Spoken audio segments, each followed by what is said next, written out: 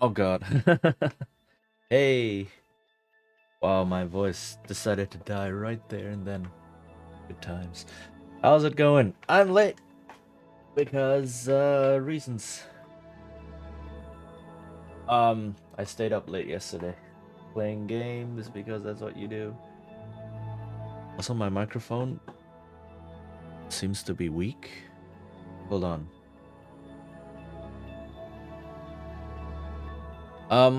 But yeah, how is everyone doing?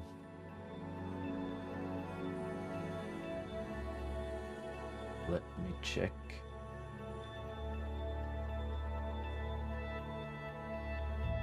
Uh-oh.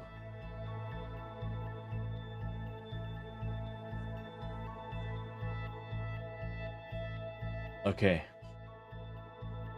I hope that will work. Hi. Yes. So, I was thinking, you know what? I'm having fun messing around with RPG Maker. There's a bunch of new things. Or not new things, bunch more things to learn how to do. And I can't think of anything else for the moment to be working on. So yeah. We're going to do that. And really this is just messing around seeing if ideas I have for the game I would eventually want to create with it. Oh my god, I am sorry that yawn came out of nowhere. If I can actually implement them in the game. So yeah. Also, it's finally getting a bit warmer where I am. Hooray. Yeah. So let's see. Let me switch over to capturing. Awesome, it's capturing. Okay, here. And let me get some music started. Um, what are we feeling like? Where's this one? That's not it.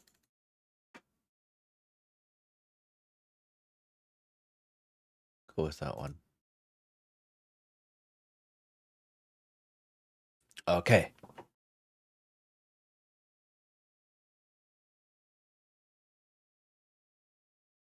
All right. So,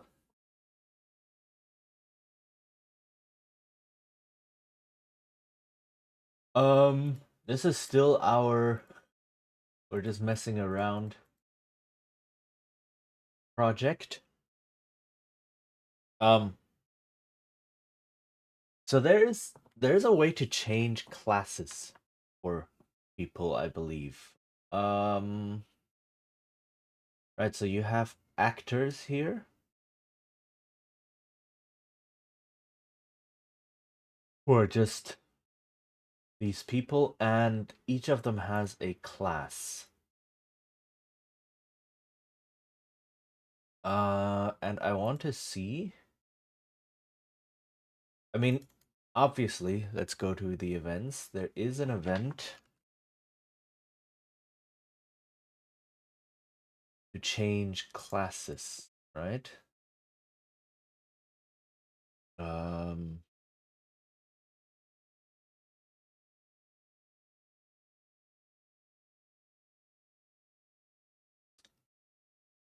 Battle system settings. No, scene control. Where is it? Character. Picture, audio, video. Change party mode. Actor. There we go. Change MP, change parameter, change skill, change equipment, change name, change class. There we go. So I can just take this and change and save XP. Sure. Okay.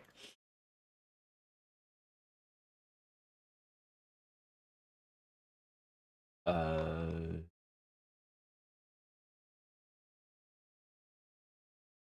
just have this thing. Right. Okay. Now. Uh, Very, very simple.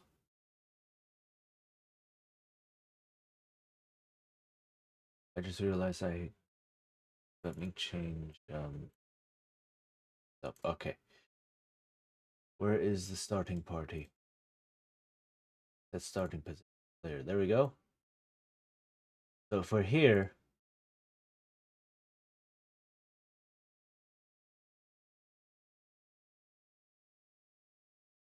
start out. Oh yeah, I have no sounds. Okay, and then right now I am a swordsman. And if I go here, tick, now I'm a knight. All right, that is very simple. But I want to tie this to some conditions. So let me put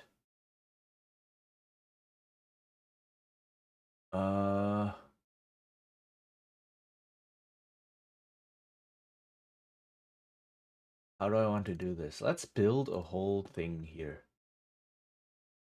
Let's put one of the party members in here. The healer. We haven't had this person yet. So if you interact with this, let's do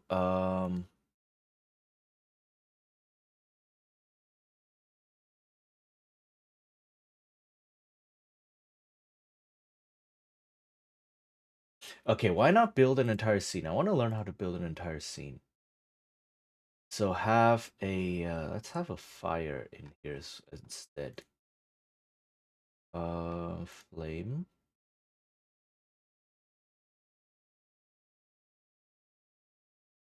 Oh, I can just have a flame. If I put okay.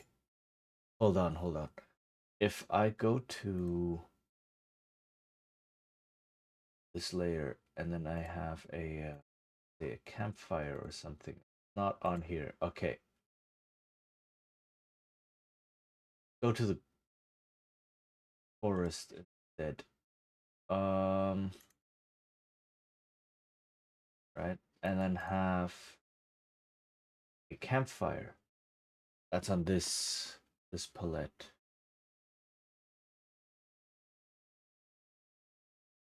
Hold on, I think I'm getting a call.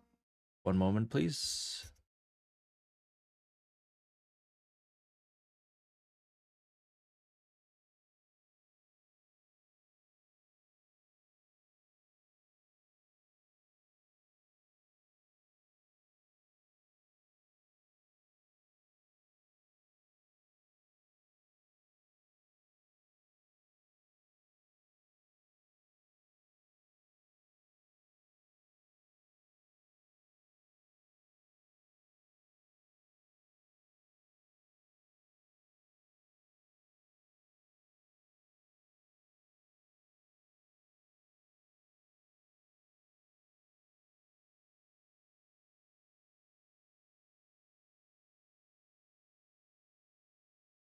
Okay.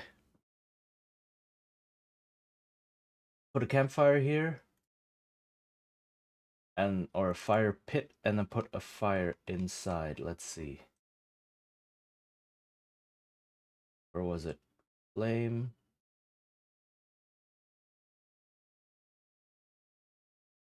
Uh what's it? I don't see a difference between those two. Oh my goodness. Betalina and Awkward Pain. Hi. Buffalo, buffalo, buffalo, buffalo, buffalo, buffalo, buffalo, buffalo. That is a real sentence. It really is. And yes, hello. How are you two doing? It's nice to see you here. Ah. Okay, now I have a flame inside. Police, police, police. Police, police, police. Police, police. Uh that is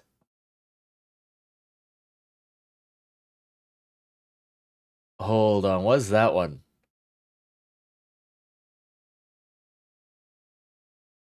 Is that that is in that that That is in. Oh, okay, I get it now. I haven't seen that one before, but dang, okay. How goes? Um,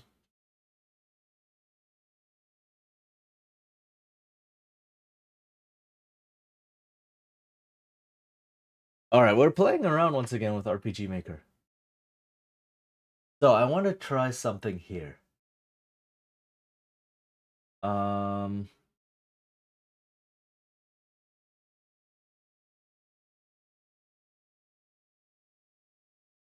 which is, where's the empty one? It's over here. Painted here. Okay. Well, making good progress it seems. Kind of. Oh yeah, we solved the thing last time, right? We were trying. What were we trying to do?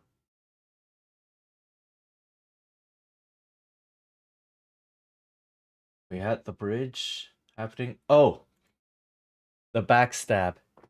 I figured out there's an easier way to do the backstab, slightly easier way.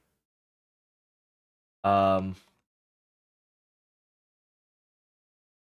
right. So I solved it with track or like grabbing the old x and y coordinates of this thing, and look at this. Right, comparing where the enemy just walked and where the player is. So I figured out, look at this. If enemy Y is greater than enemy Y old, and if enemy Y is greater than player Y, these two are the same thing. Because the difference can only be one. So if enemy Y is greater than enemy old, or if enemy Y minus one is greater than or is equal to enemy old, and if enemy Y minus one is equal to enemy player Y, that's the same thing. So all I need to check for is, right, I place it here. I don't need this. All I check for here is if enemy Y, no, if the old enemy Y is the same as the player Y. Right, that's the only thing I need to check for, because if the old Y coordinate of the enemy is the same as the current player Y coordinate, that means the player is standing where the enemy was last quote unquote turn. And that can only mean the enemy moved up or down out of that space. The player is now there, and that means the player is behind the enemy. Same thing with the X value, right? If enemy X old is the same as the player X, it means the exact same thing. And then I don't need this, and I don't need any of this stuff, and I don't need the else branch. Boom. And that makes this whole thing easier, right? It still doesn't get rid of the fact that I need to have this timing thing and grabbing the variable. Yeah, it's like if this dude moves down and then I move into here, I am in the old Y variable, and that can only happen if this dude moves down or moves up. And if he moves in that direction, right, that means the enemy is facing away from where I am now. Same thing with if the enemy is here, right, and then moves right, and then I move in here, I'm in the back. Or if the enemy moves left, I'm also in the back, right? So I only need to check for that. Then their back is automatically to you. Yes, exactly. So it makes it slightly less cluttered. Right. It doesn't get rid of this, that I still have to keep checking for the position. but you know, makes this event slightly more palatable. Okay, that's the big one that we solved. Where was I? Here. Okay. How do I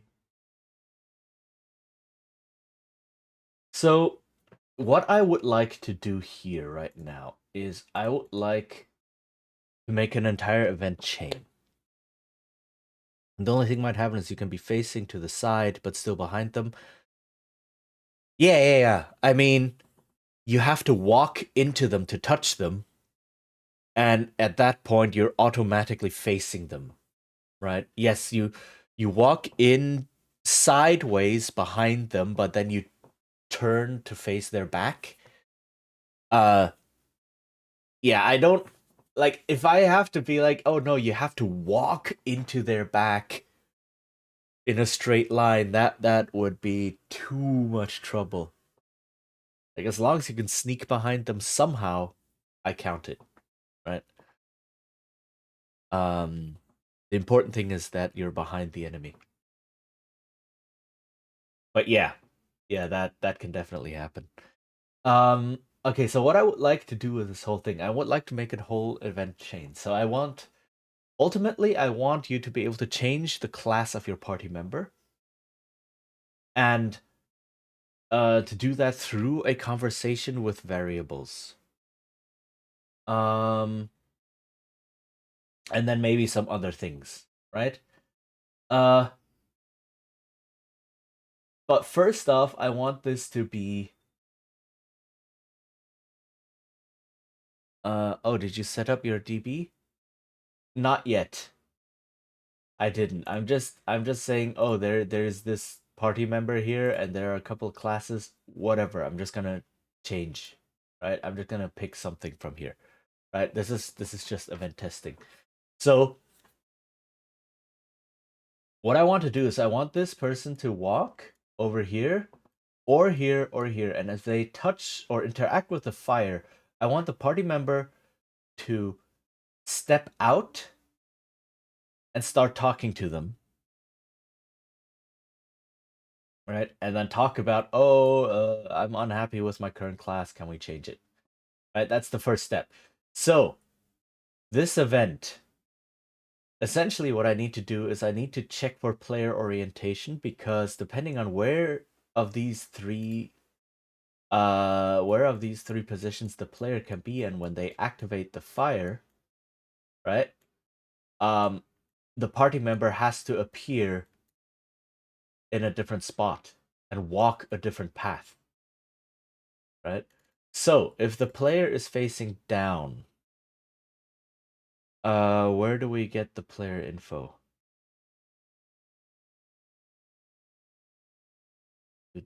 Character.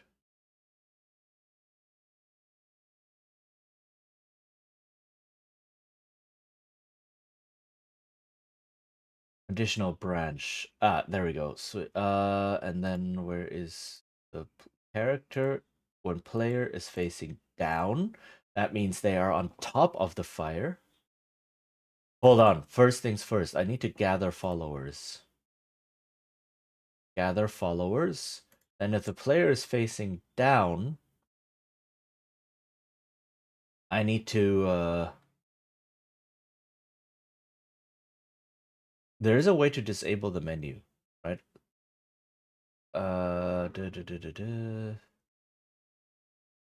Change menu access to disable, right? Then I need to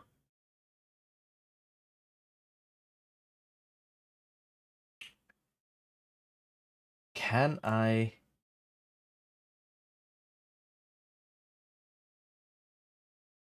set set movement route?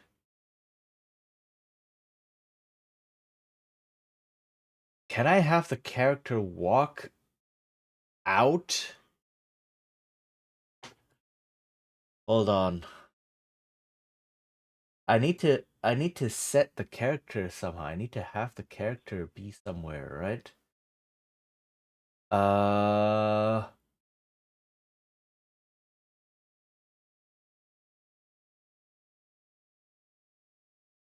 Okay, so the idea is I walk over here. I have so right now I have 2 people in my party. I I have myself and I have this healer. And what I want to happen is if I walk over here, right, and interact with this, I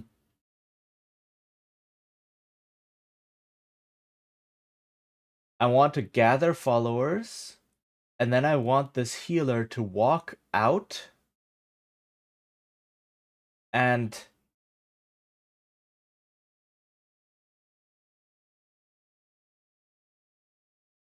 okay, I think I know what I need to do. I need to create events here.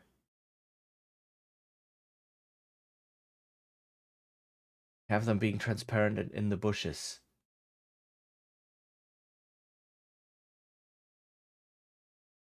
Right. Or just be transparent and right here. Right? Through.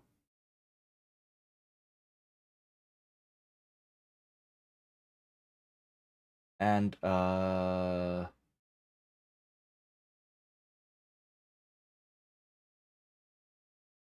be transparent.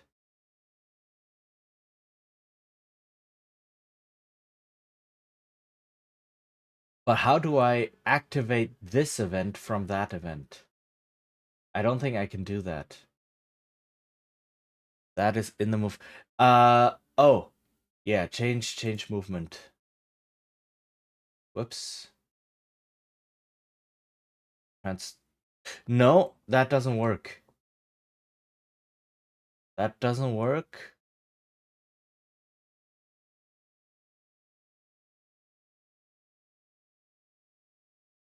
Because this event isn't actually being activated.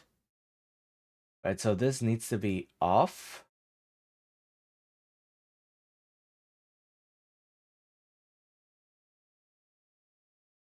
And then there needs to be a switch.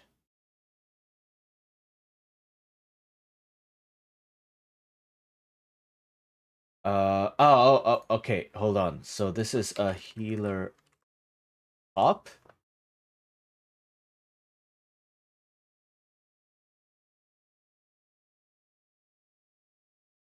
So when healer top is active, then he appears and starts moving. Move to the left. And no, hold on. Because what I need to do is again, this event over here, the actual healer doesn't get activated. So this event has to control the movement of the healer. The campfire needs to control the movement of the healer. So control switch. Healer top, turn on. And then I set the movement route. Come on. Of. I need to name the event so that I don't get confuzzled. Healer top EV. There we go. Or the search can start the autoplay of the event. Can it? It can. You are correct.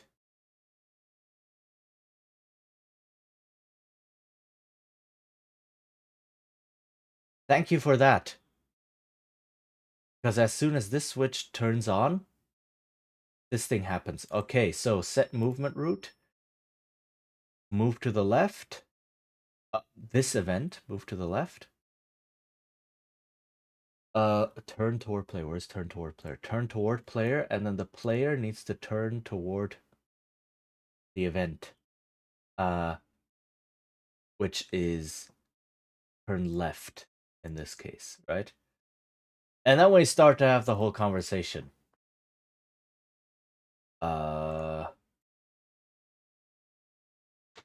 Rosa, I want to change class. Right? And then show choices. Let's do this. Or nope. Okay, and when we say let's do this, I change the class of this person from healer to, say, I don't know, magic swordsman or something. And then show text. Thank you.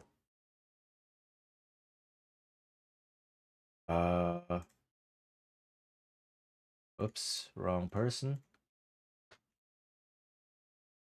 If not, then nothing happens. And then at the end of that, I have to move her back, which is move to the right. And then set transparent on.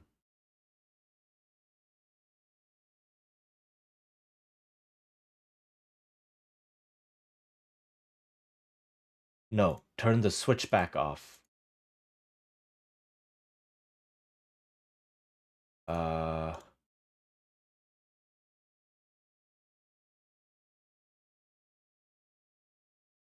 And then switch, not self switch, control switch, healer top to off.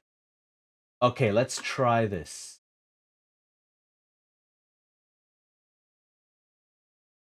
Yeah. Okay, so we're here. Whoops. Huh? Okay, something here didn't quite work. Why is it the player? Oh, edit this event. And then I need to enter a new movement route.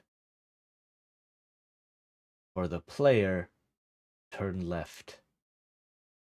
Okay. You might need to have them have through on in the movement if you're going to get stuck.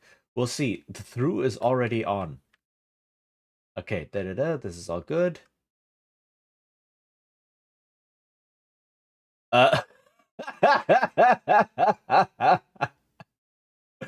What is happening here?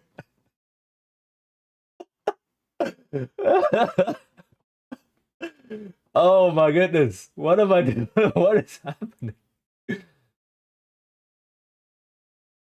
Did I not? I didn't gather followers.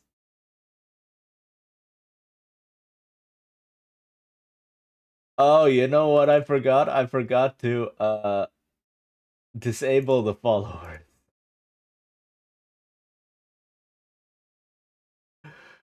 Okay, okay, and there's still something wrong with the movement here.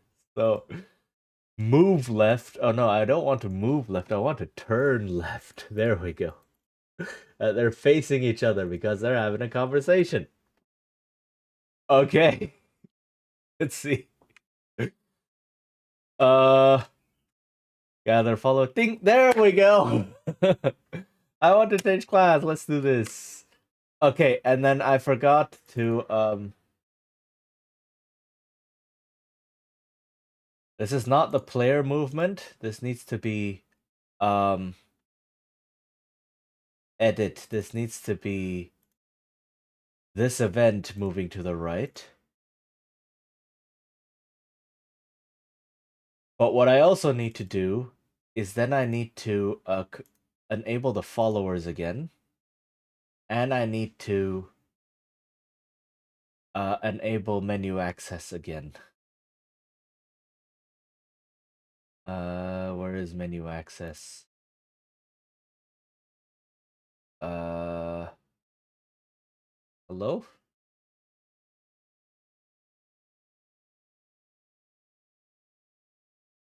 System settings, change menu access, enable. There we go.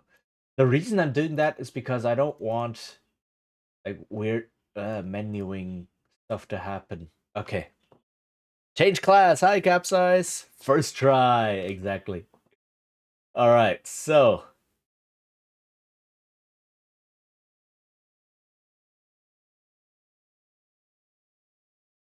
let's try this one again.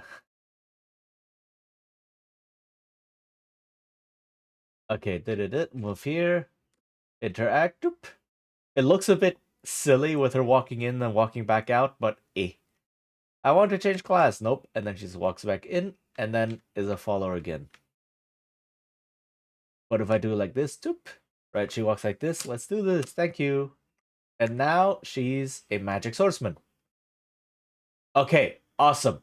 Now all I have to do is copy these, add new conditions.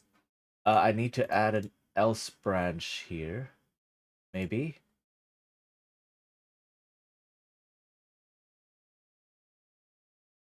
I don't actually need to add else branches. I just need to add other ifs. Conditional branch. If the player is facing right, then copy these two. Could always fade screen to make it seem like a cutscene. I could. Right, cutscene. That's another thing I want to experiment with. The all-powerful else is. Exactly. Hi, Lee. How are you doing? I'm an old Python person, so it's like elif. I still remember the elif. Hello. Do they have ORs, like player facing down or right or up? They do. So if the player instead is facing right, I will control the switch of healer left. Right?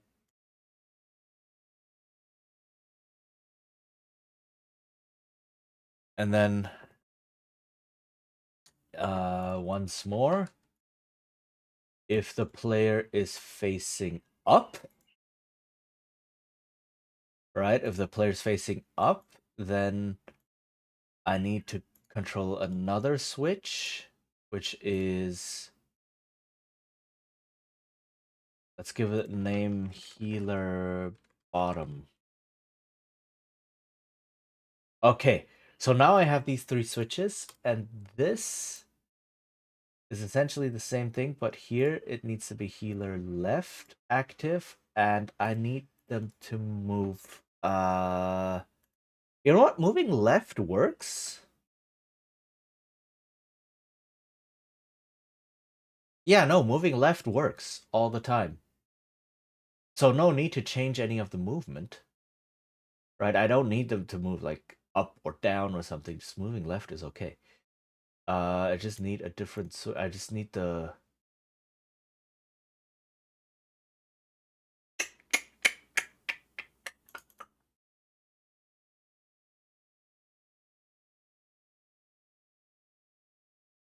You know, I just realized I don't actually need if the movement is always going to be the same.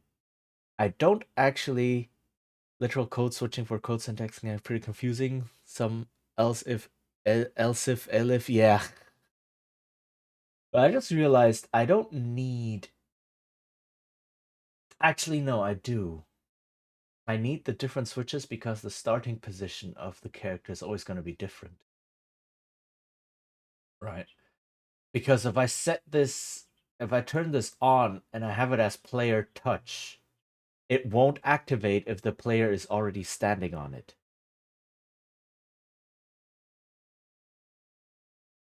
Unless when the event touches the player.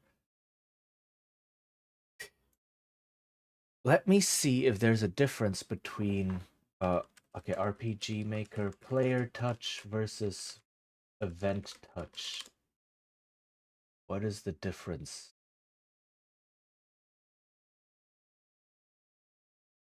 Uh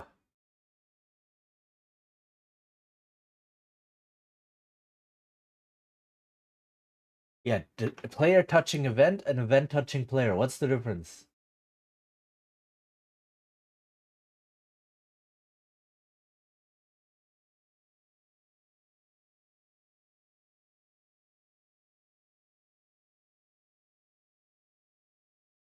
Here, player touch versus button event activation. No, that's not it.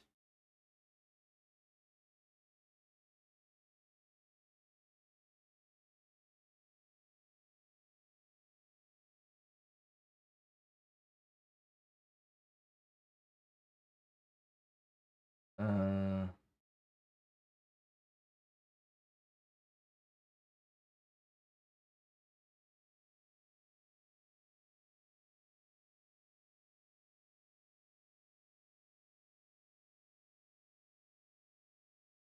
uh,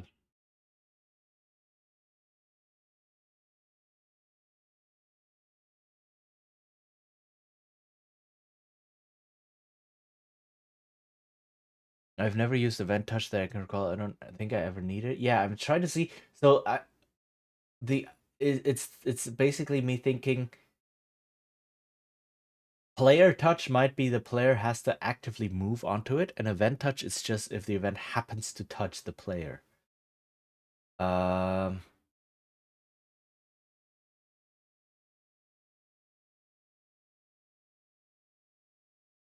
right? Because I don't know if you can see the mouse over. No, you cannot. But essentially, the condition starts with an action button starts when the player presses the action button. Player touch, in addition to the above, starts when the player touches the event. Event touch, in addition to the above, starts when the event touches the player.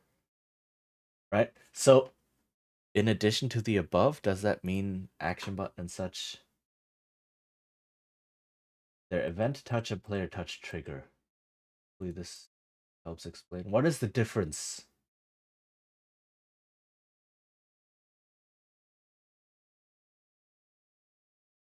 Event touch triggers also when the player is standing still and the event is walking into them. With player touch, the player has to actively move in the direction of the event to trigger. Okay, so it's kind of what I thought, but it doesn't work if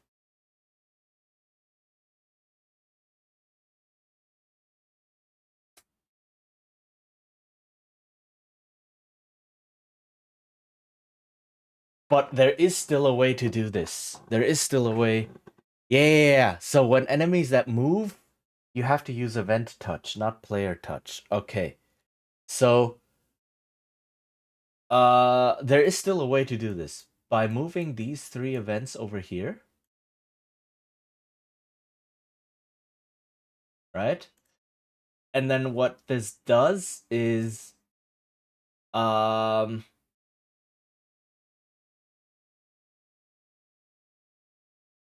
I don't need any of this. Okay, let's keep this page, but throw in a switch so it gets disabled. So if the player activates this event, right? And let me change all of these to below player event touch.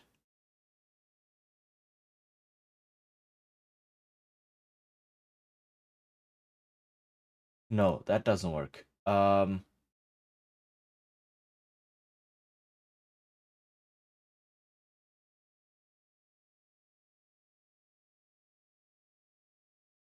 Uh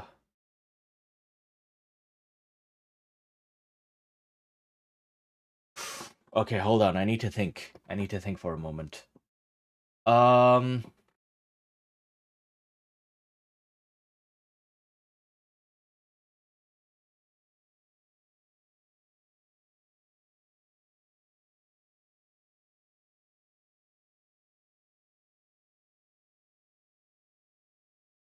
okay, put this here, but have it as a self switch. And then as a switch here, just healer top.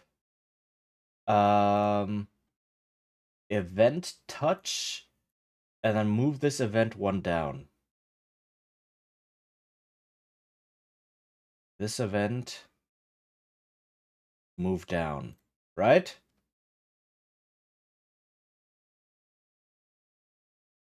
No, that also doesn't work. No, wait.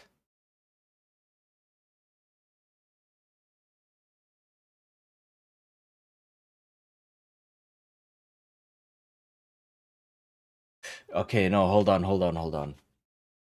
I'm thinking too complicated. Um,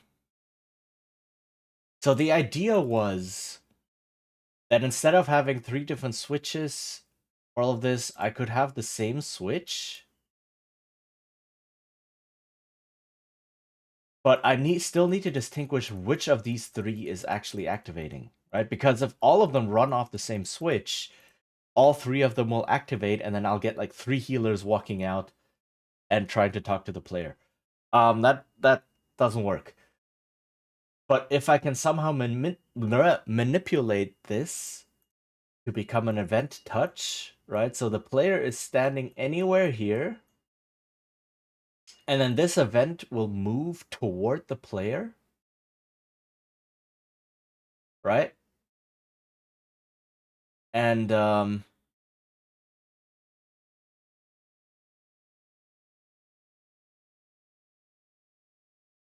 and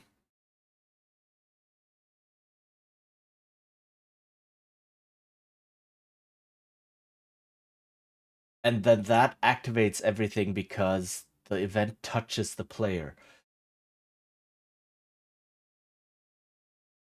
But then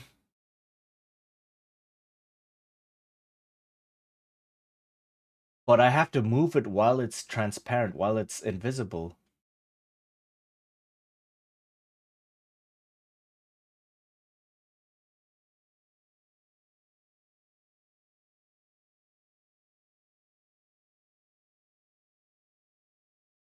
Huh. Or rather, while there's no icon.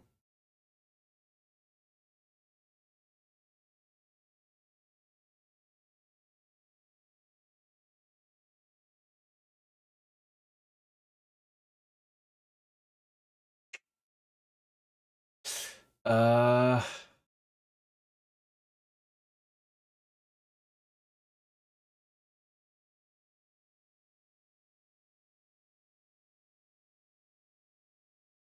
hmm.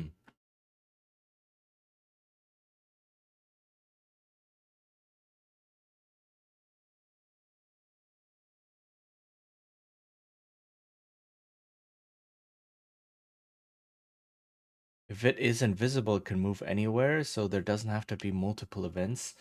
Yeah, that thought has crossed my mind. I can just make it move toward the player.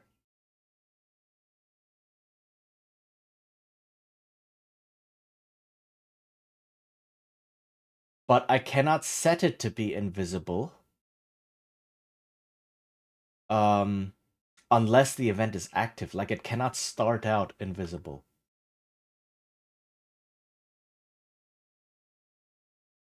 Hold on. Is there a change image of this?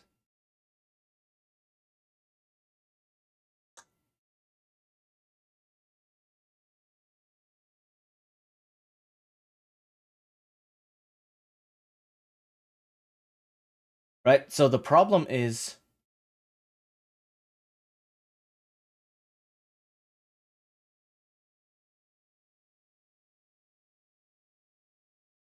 Wait, if this page is... Change image is also in the movement route. Ah, it's all in there.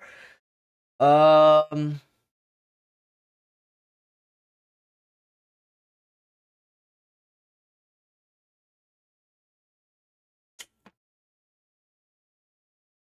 Okay, hold on. This could actually work.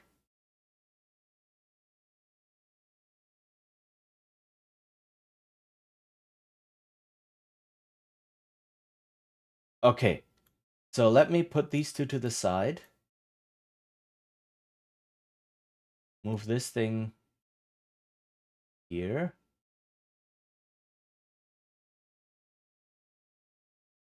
But then it cannot be through, right? Uh... Okay, get rid of this page. Get rid of this image. Event touch. All right, if the switch is flipped... No, it needs to be auto run.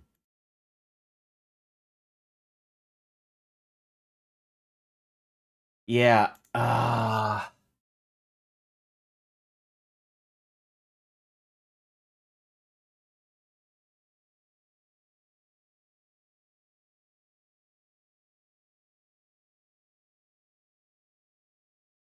This is just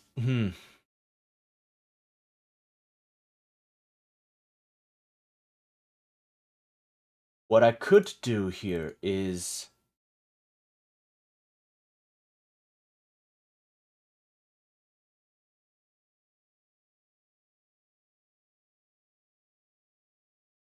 um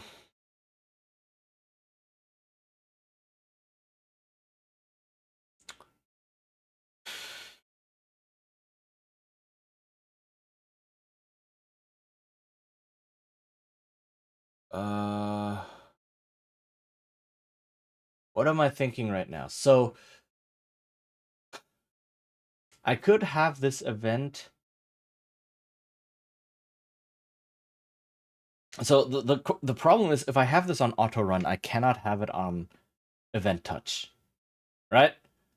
And I need to have this on auto run because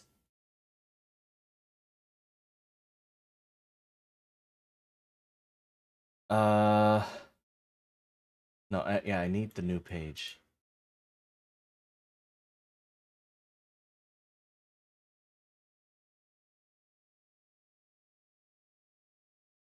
Right. I need this on auto run because it is being activated by another event. If I don't have it on auto run, if this event switches the flips the switch, this event does nothing on its own. It doesn't actually activate. It doesn't start.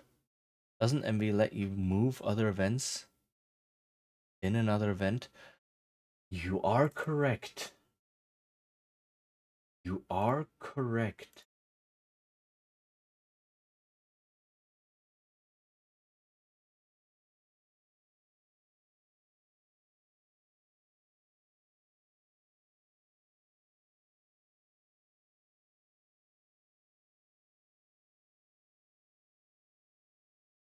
Let me see if through works.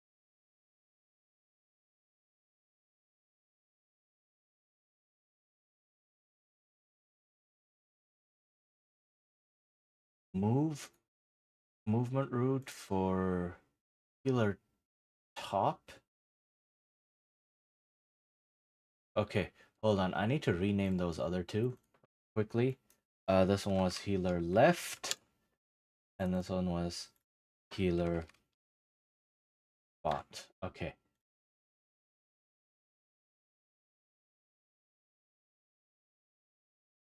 Set movement route. Move toward player. And move toward player. Right? Can I change the speed? Set speed. Change speed. I want this to move fast. And change frequency. Highest frequency. And then move toward player.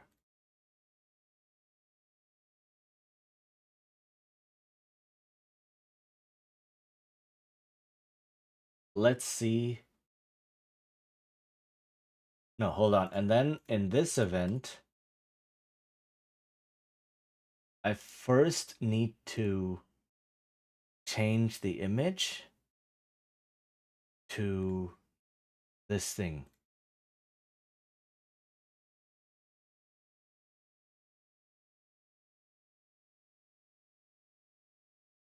There. Okay.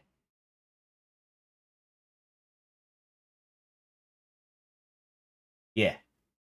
All right. Let's see.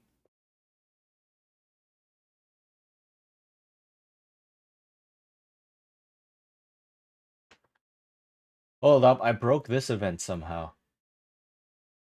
Why is there another page? Yeah. And let me go up here just in case. Okay.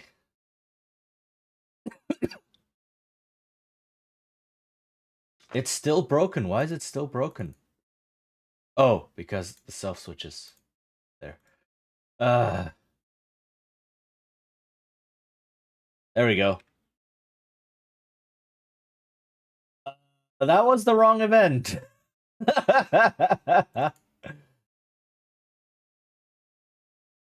That was the wrong event. This one. Yeah, just grab the. Okay. Okay. You know what? Because these are just copy paste, I can delete these for now just to make sure that nothing else breaks. Uh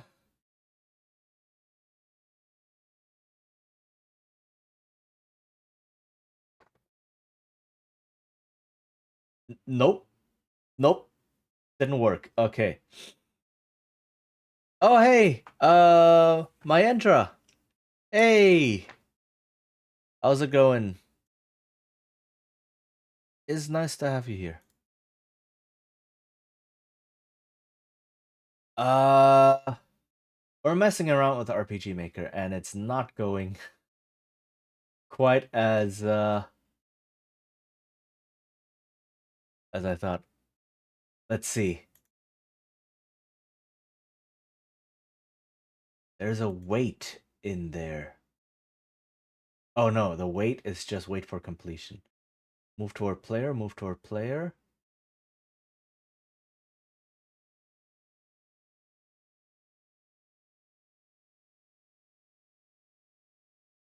I don't think it can be through is the problem.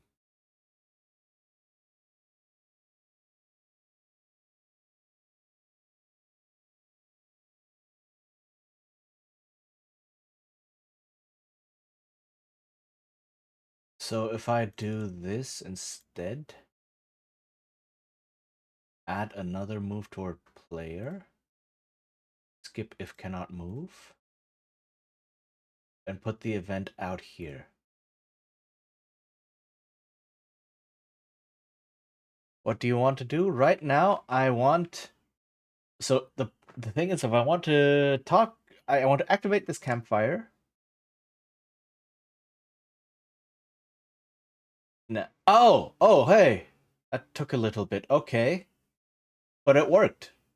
It worked. Why was I able to walk during this? That shouldn't happen. But that worked. Get on off vehicle? That's not what I wanted.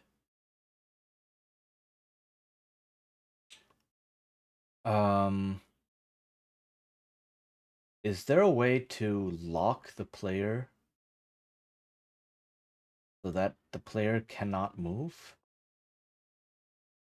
You want to turn on a fire? No, I want the fire to activate a conversation, but I want the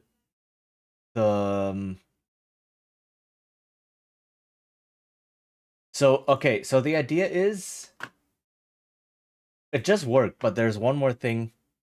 Yeah, it starts kind of a cutscene. So essentially, right now I have the healer in my party, right?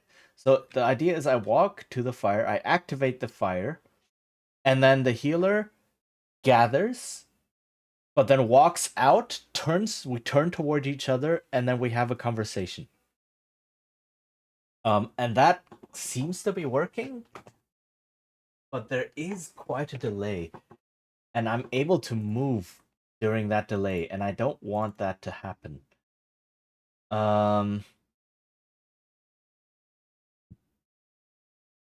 So ads are gonna hit soon. Okay. I will search the event things.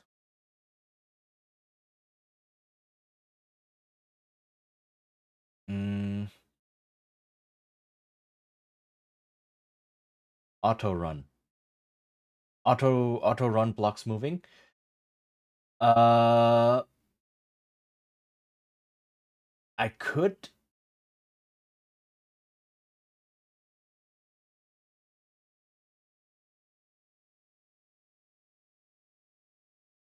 Yeah. The problem with hold on.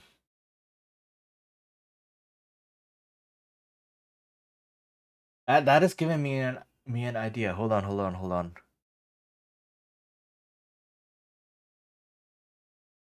Um,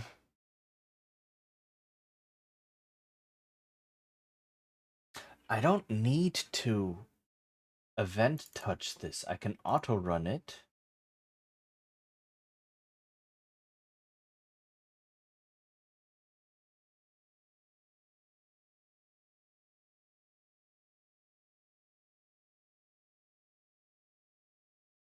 And then just have this. Wait, no, that's the wrong thing. This.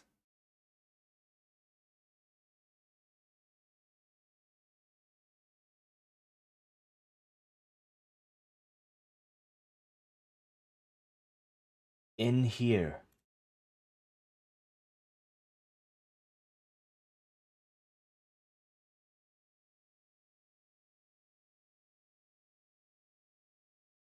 Okay, ads are playing. Uh, if it gives you an idea, but basically you want to skip saying thank you. Oh. What? No. Yeah, no. Thanks for suggesting that. No, definitely. Um,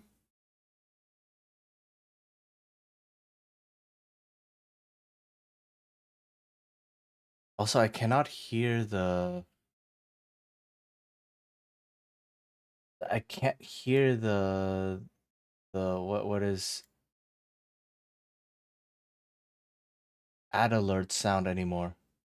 Again. Uh,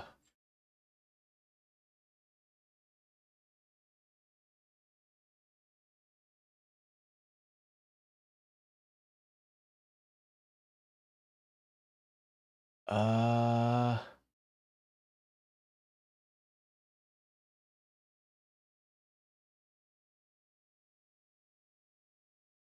why is this not working? Okay, hold on.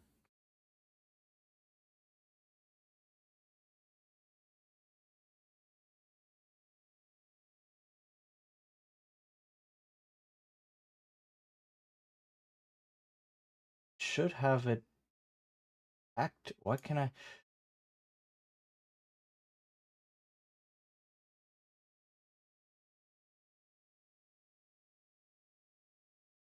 There's another minute.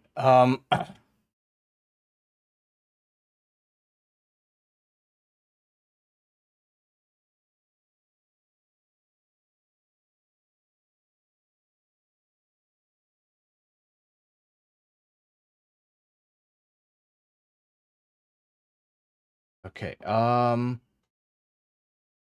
You're back? Okay.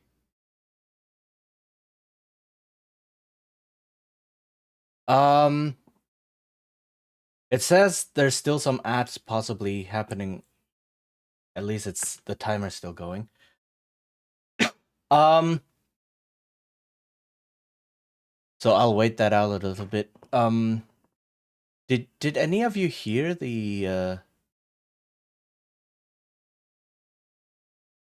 sound play when ads happened?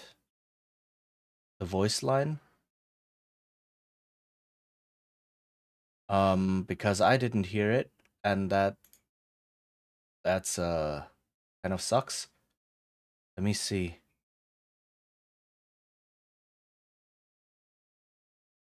I did not hear to endure. Okay, I changed. I think I also okay. I tried changing my sound setup because it was broken, but the new version is also broken. I need to see what's going on. Okay.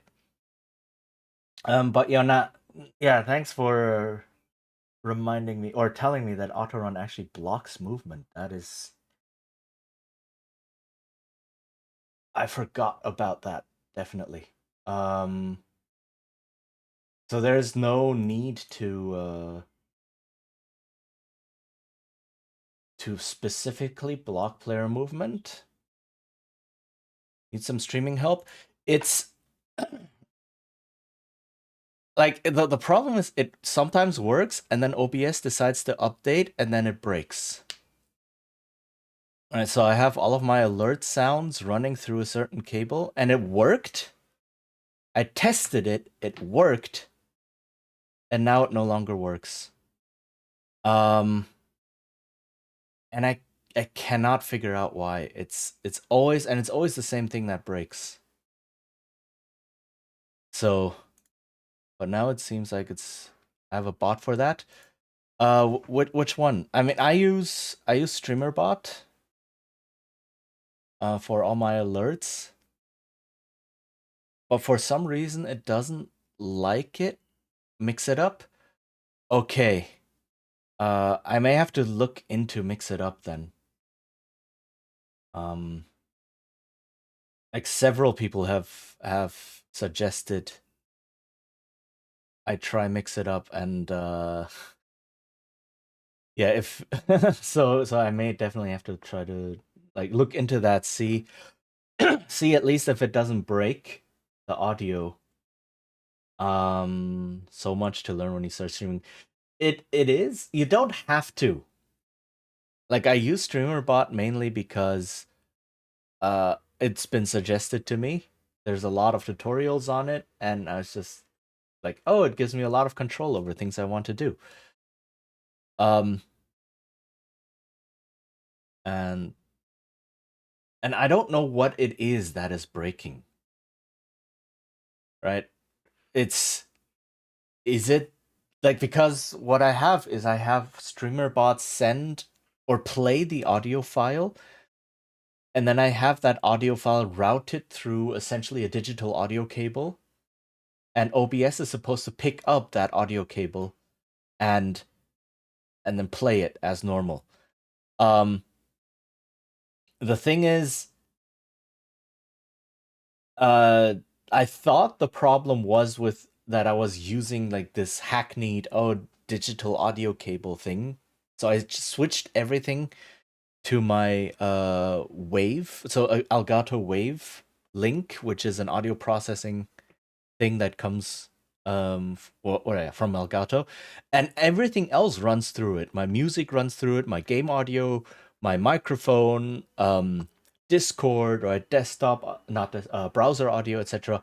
Everything runs through it, and it's no problem, right? You can hear the music, you can hear my mic, you can hear game audio when it plays, right? Everything is good, except for the OBS alert sounds. Not OBS, the StreamerBot alert sounds. And so I don't know if like somehow OBS cannot send the audio signal through, or if StreamerBot cannot send the audio signal through, or if OBS doesn't accept it when it's connected like that. I don't know. It's hard to master, but when set up right, I have not seen it break. Well, I don't stream so much. Yeah, it definitely is hard to master. I agree. And it's like when these things keep they keep breaking, right? Let me see if I remove this and re-add it.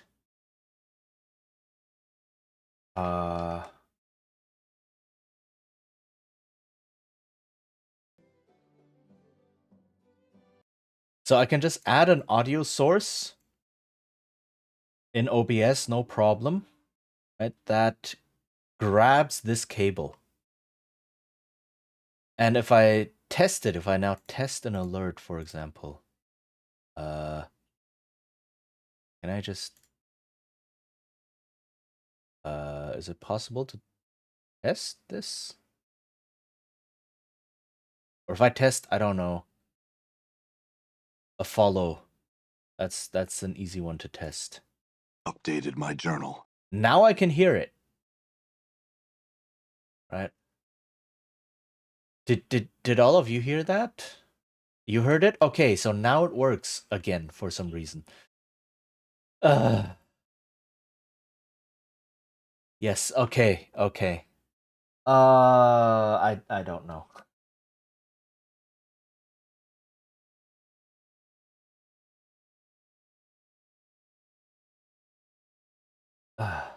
Yeah, it's so I guess if I reset it somehow, I see you have the to refresh the settings, possibly, or just refresh the yeah, essentially turn it off and on again. Yeah.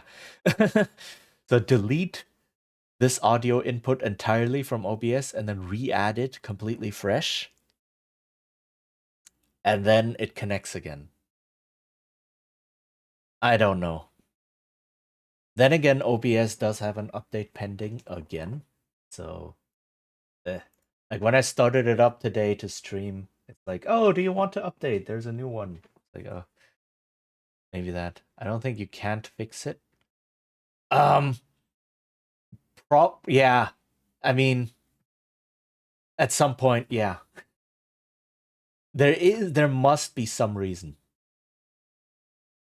Right. There must be something and it must be like, yeah. If the connection issue somewhere along the line, like it must be possible to figure out what is breaking. Um but it's not very complex, right? OBS, StreamerBot plays a sound, it goes into the audio cable, OBS picks up the audio cable and plays it normally. I don't have that problem because I force OBS to use my desktop sound. Ah, okay. Fair. I don't like using desktop sounds too much because then it kind of picks up a lot of other things that I might not want it to pick up. Like alert sounds, like if I misclick or things like that, or if suddenly, I don't know, I get a call or something, um, right, it might pick those things up. Um, so I tend to have desktop audio turned off. Also, with the way I have things set up, it can cause a lot of doubling. So I can force my sounds to do anything. Um, like, wait, what do you what do you mean you can force the sounds to do anything? Like play where you want or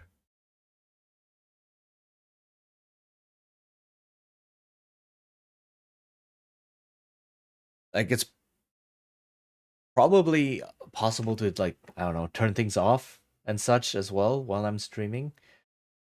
Uh but I haven't automated any of that. And it's the less I have to take care of when starting stream, the more that's automated, the easier. Or not just the easier, but like the less I forget things. Like I have forgotten things. There's like 4 or 5 programs I need to start before streaming, and I have forgotten some before. Um, so that's definitely yeah.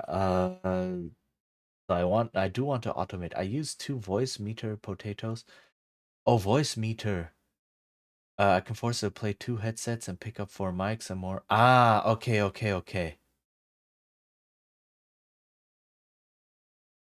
I use the Elgato Wavelink for all of that.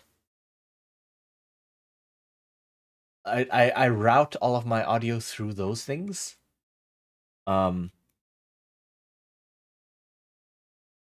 so but I don't have like 2 headsets or 4 mics. No.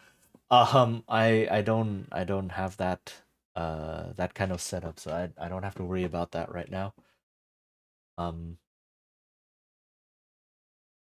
I have a headset. Yeah, same. I have a single headset. I don't even have speakers on my PC. So, and I still have like 20 audio outputs. Uh,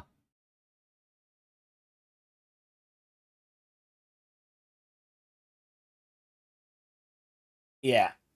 Which means it's just eh. And it's just this one issue that keeps breaking. Like nothing else breaks. Everything else with audio is perfectly okay. It's just this one issue. Basically, it's a digital music panel you normally see on DJ stands. Oh, okay. All right. So where you have a lot of inputs going in and you can yeah. Okay, okay. I get it. I get it. I mean that sounds really, really useful, but it also sounds a bit too complex for my current needs.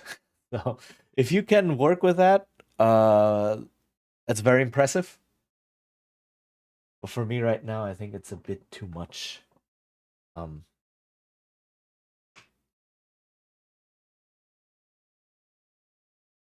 and yeah, like I said, it's just this one issue. Okay, let's get back to RPG Maker. So what I have here is Mix It Up can also start all your programs you need at once. Okay. Sorry. That sounds extremely useful. So I just start Mix It Up and then it does everything for me? Oh yeah, thank you. mm, that would definitely be an idea. Okay, yeah. I need to grab some time. I need to write this down then. Like updates to stream, I need to write down. Check out Mix It Up. Where do I have it written down?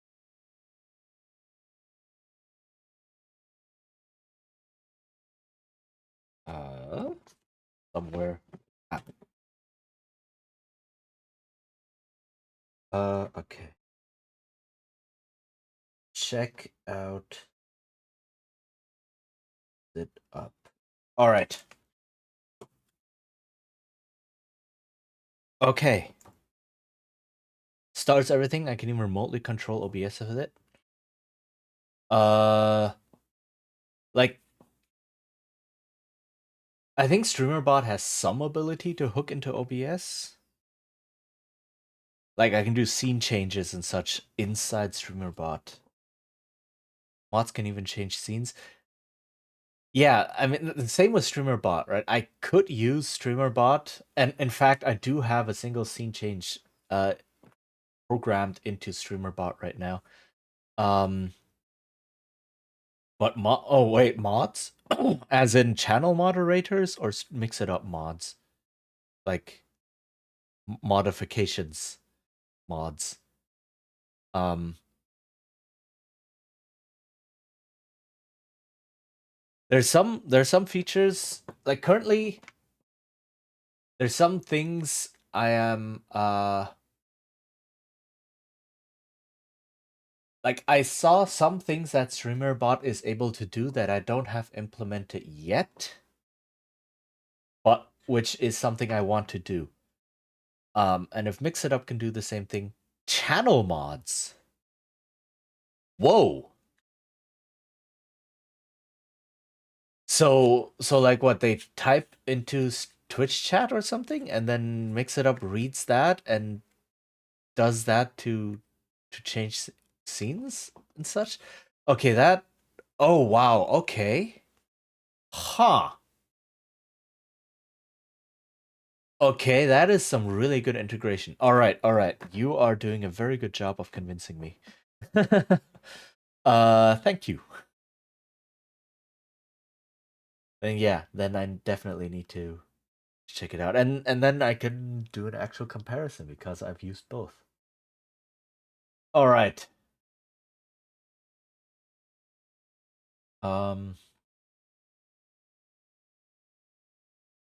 I even have a redeem that force my stream to start word on stream when I'm on Beerback.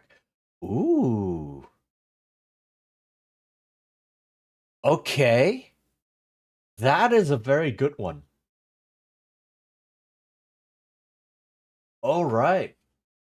So that people can be, oh yeah, like we're on Be Right Back. Let's and we want to play words on stream instead of forcing it on the viewers. Huh.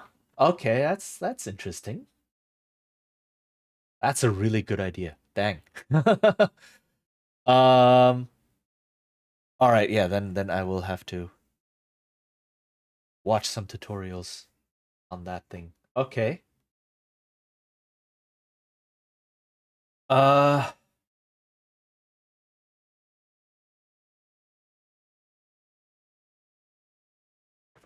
events. Right, we were working on events. Um, the redeem only gets active when I turn on Beer Week. You can do that as well? Okay. I don't know if you can do that on StreamerBot. Some of those things you probably can, but I am not sure. But if you tell me these things are definitely possible on Mix It Up, then yeah, then it does feel like the superior option. I guess I see you Saturday. uh Saturday. Oof. My Saturday is full. I will have to check. But yeah, I will have to see. I have other stuff like I don't have a lot of time IRL. But yeah, we'll have to see. But yeah, if I do have the time, I will definitely check it out. Um,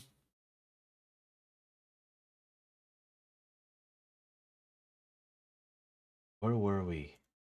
Why is this save false? Save save XP. Okay. Um, so let's see. What does this do this so far? It takes this event. When the switch is active, it auto runs the event and then takes this to move toward player. It needs to be through.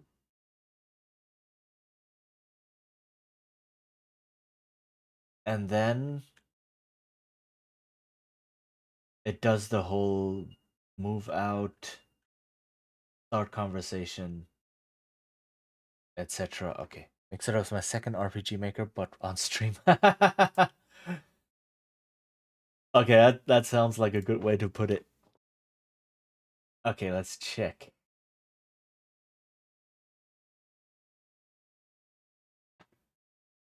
Okay, but what I then need to do is I need to change the speed.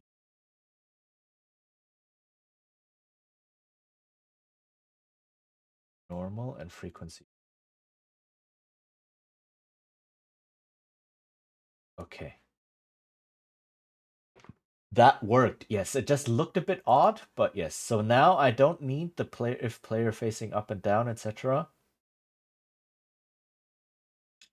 Um I can just do this, right? Activate the switch, and then this event will automatically move toward the player and adjust, and then it will start correctly. Okay, let's try that. By moving to the bottom of the fire. It worked! Okay. And then if I go here, it worked again. But I will have to reset the position of this event afterwards, right? Set transfer. Is there a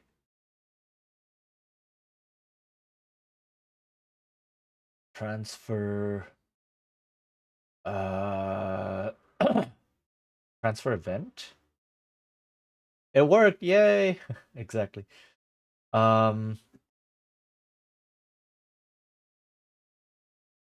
Get location info. I think there is a transfer set event location. There we go. This event, and then set it to there so that it restarts at the same place, and so if it moves around a bunch, it doesn't get messed up. Right, so that it always starts from this location. Okay. And then it needs to, and then the switch needs to be all the way on the bottom.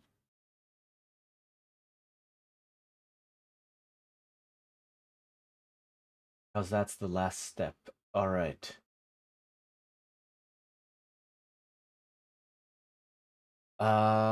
So, right, if I talk over here, doop, and she comes out, want to change class, thank you. Doop, and she goes back, and now I have her as a follower again, as normal. Oop. And then, yeah, I didn't change that. You can just keep repeating that, but that's okay. All right. So that worked. Um,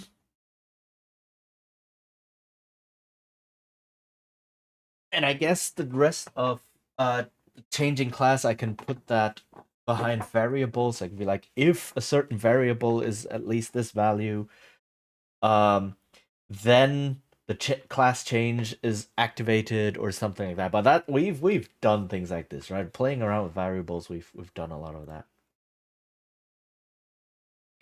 I want to try something a little bit more complex right now, and that is in the database. What I want to do is I want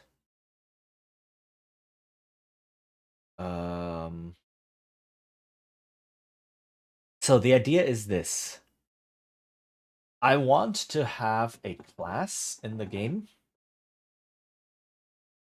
Um that is a magic user, but complex, are you sure? Maybe. I don't know. I haven't tried something like this before. Um so what I want to do with this class is essentially they can use magic, but every time they use magic, there is an increasing chance that they will enter like an overload state. And when they are in this overload state, their magic becomes more powerful and faster, and it costs HP as well, and things like that, right? So kind of sort of like a magical berserker rage kind of deal. Um, and it feels like the way I do this is with a state. So I apply a state to this character called use buffs. Yeah, overload. Wait, buffs? Huh. Wait. Okay, so are buffs? Wait, hold. Where are buffs? Where are they also under states?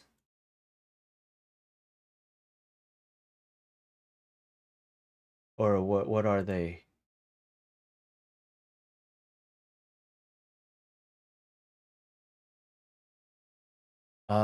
That's how player call them. Oh, maybe they are states. Yeah. Okay. Yeah. No, because buffs are an actual like it's from what I've seen in tutorials, a buff is an actual effect type. Here, at buff or at debuff, and what that does is it changes the stat in question by a certain amount, right? Debuff or reduces it, and buff adds it, and such. So that's a special thing. But yeah, it needs to be a state. I called overload. Remove at battle end. Um, let's find a nice icon for it. This one, why not? And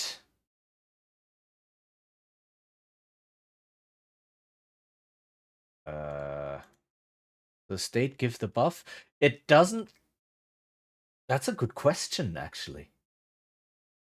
How are buffs applied? Basic magic, recover, cure, raise, poison, blind, weapon, bless. Oh, you just apply buffs through skills, right? Weapon, bless is attack, 5 turns. Lower power, hey! Hello, Dead Max Walking, how are you doing? But I guess you can also give states. You can also have other. Wait, can a state give a buff?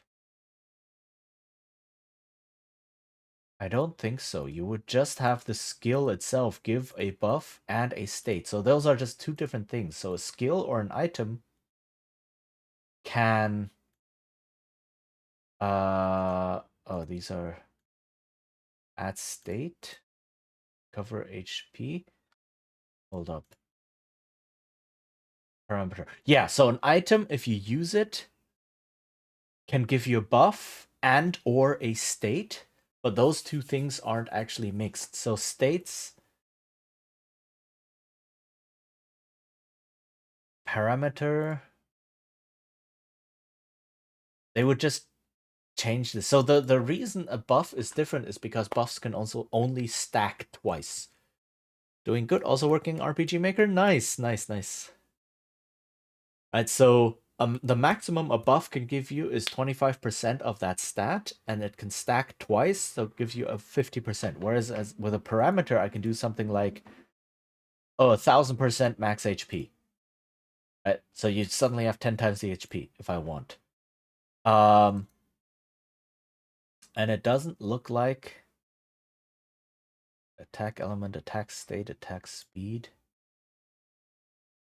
Yeah, it doesn't look like I can actually have buffs happen in states. So whatever applies a state can also apply a buff, but those are two different things. If you did that, you might survive a single hit. Maybe, maybe. Okay, so overload. What do I want it to do? I want it to um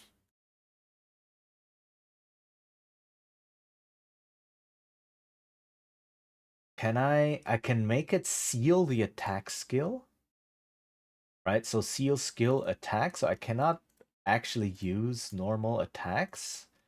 Seal the guard skill, so I cannot um um words cannot guard. You want more than 50%, won't it be overpowered? I mean, I guess. But it's just that's hard coded into the engine is what I'm saying. Speed up, SP down, spells cost HP. Yeah, so let me see where these are.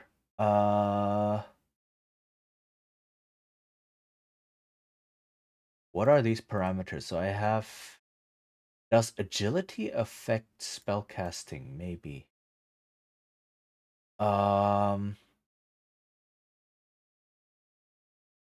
Attack element, attack state, attack speed. Value that is added to agility when determining attack order when a normal attack has been selected. A normal attack. That's not it. So it's not the attack speed.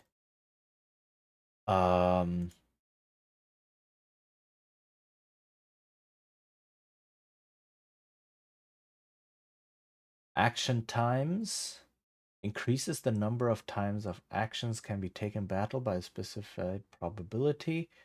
Doing 50% twice results in a character has 50% chance of doing twice into 3 times. Priority is used on these. Priority is the priority of this state. Right? So if it can be overridden by other states. So dead, for example, has a priority of 100. So that's the like nothing else can go above being dead. Whereas something like poison has 50, blind has 60. So if you get poisoned and then you get blinded, blind overrides the poison. right? Silence overrides the blind, and then rage overrides that. Holy heck, okay. So overload, right? I can say 99 to make sure that the overload is there, which also overrides a lot of other states. And I can say like, oh yeah, poison is just damaging, right? But down here, like the confusion and charm are actually disabling, what do you call disabling states, right? And those should get priority. So if I do something like 66 on here, it will override silence, but not rage. Oh, there's a plugin I think that can run multiple stats. There's a plugin that can run multiple states. Do you mean that? What I'd miss?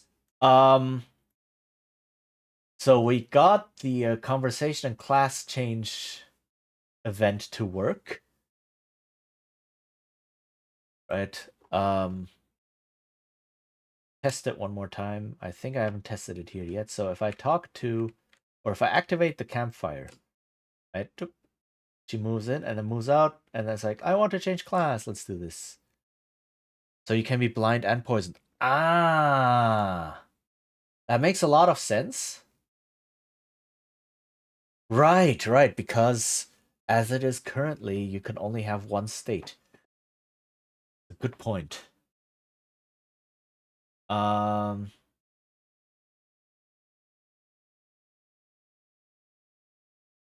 okay. A plugin that can run multiple states. Possibly. I mean, very likely there's a plugin like that, right? That would be a thing you might want in your game. Um,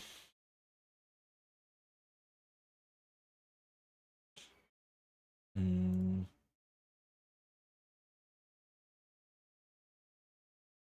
okay, let's see. What are... I think I have seen it when I was scrolling. Like on... but I am on MV, not MZ. Oh, okay. I mean, MZ has also been out for a while, so a bunch of things have probably been ported over. And I doubt it is too different. I don't think that like you need to change too much between um words between the plugins and such, but of the two versions. Yeah, they may, or like some might not even need any porting. You can just grab them. Good morning. Did the day start nicely for you? Hi, Armon. How are you doing? Uh, you do things like raise the magic attack by like 200%, for example. Right? Um, and then have a 100% chance of double action.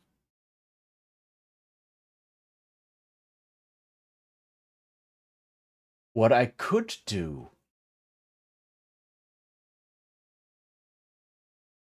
is have a different skill type of overload skills. Right? So I add I make a whole skill type of overload skills. And then I unseal them, I add them when the character enters overload, and I seal the normal magic. And then when they exit, I reverse and I give them back normal magic and take away the overload magic. Day is almost over for me. When it will no longer be my birthday. Wait, it's your birthday today? Oh my goodness, happy birthday! Happy birthday, Awkward Pain. I hope you at least got to celebrate a little bit. Or treat yourself to something nice. Oh yeah, happy birthday.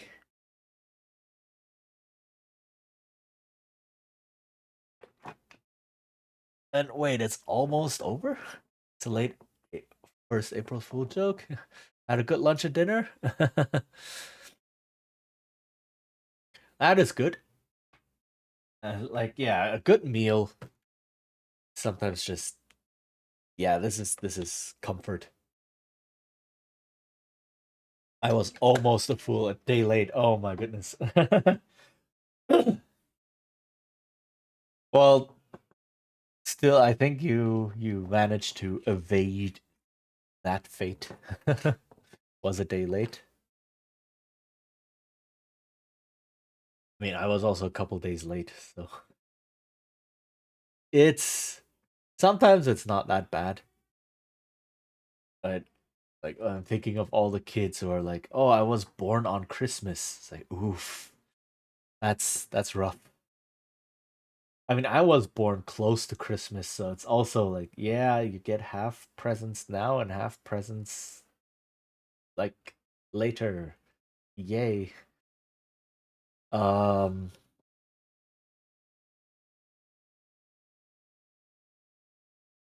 29th February is worse. True. Very true. Um in primary school, we had two kids in our class who had their birthday on the 29th of February. Two. Just like how do you manage that?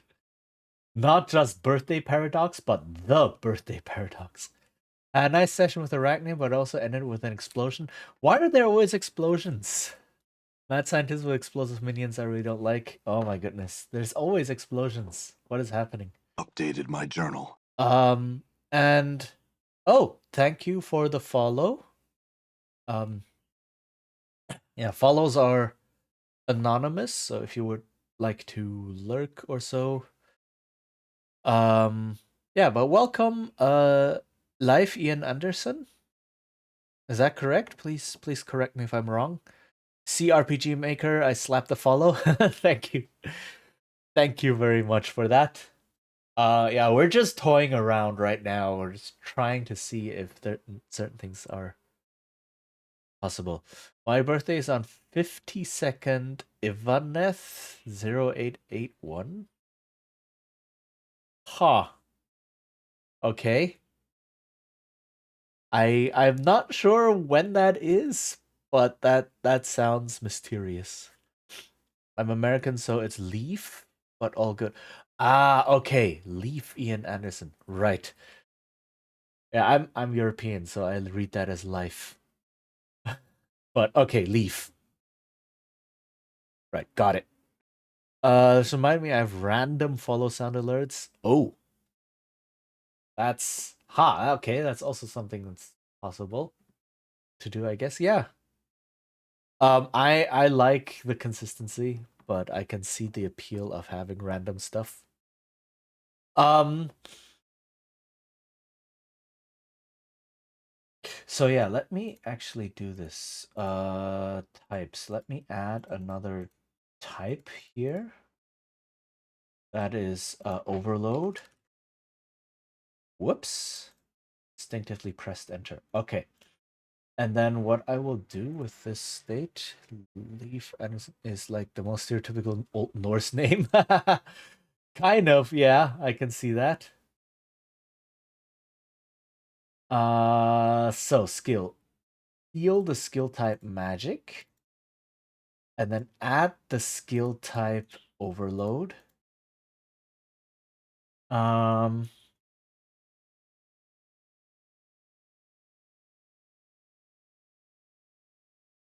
Apparently was part of a radical private security group that uses cybernetics to fight meta-humans and terrorism. For them it's the same thing.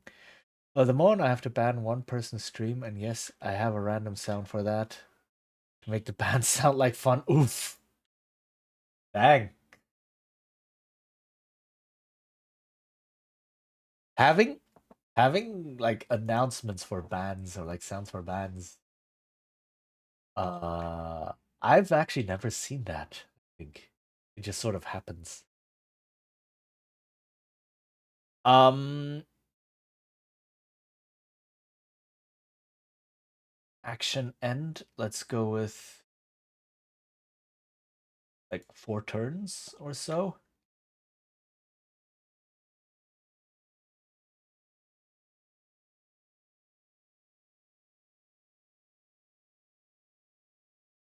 Okay. What am I trying to do here? I'm trying to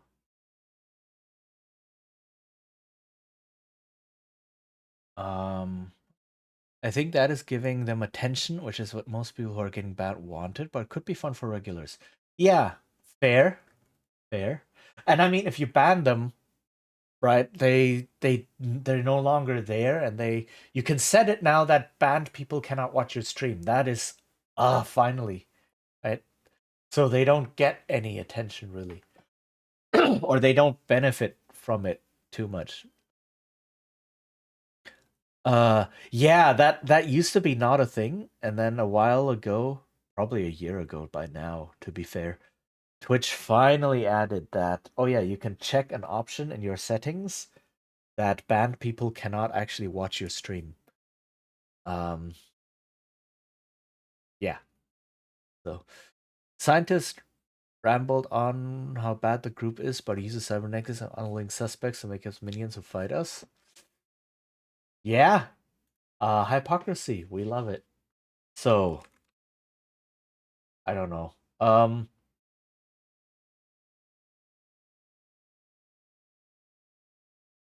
How does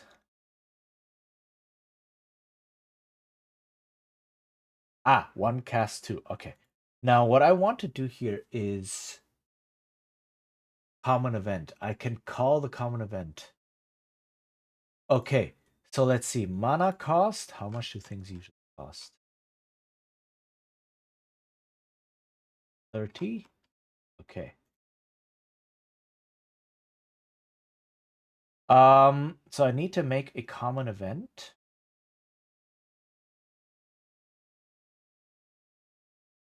Apparently you can have 2,000 common events now, which is mad. Build bombs in them so the Radical group can find his work. Still highly questionable. That really is. Okay, so what I want to do with these skills is with these channeler skills is whenever you cast a spell,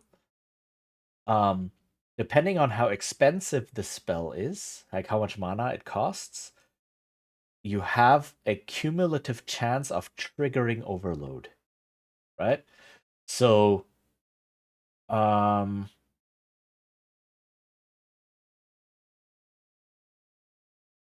game data, last use skill ID.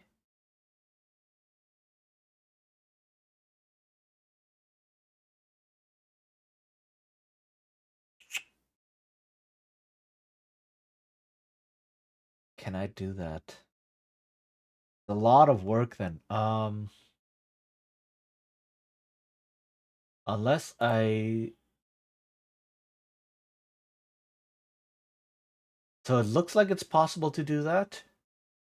But either I would have to space out these skills to be on the ID number of their mana costs. So if I want something like, oh, this Flame On skill costs 30 mana, right? Then I need it to be on ID number 30.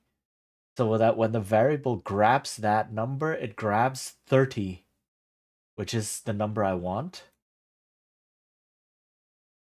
Or I grab the ID and then I check if else for every single possible spell.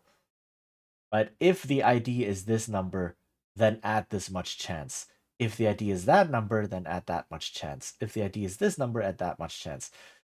That would require me to use 2 variables. So this is skill ID, and then this one would be cumulative mana or something. I don't know.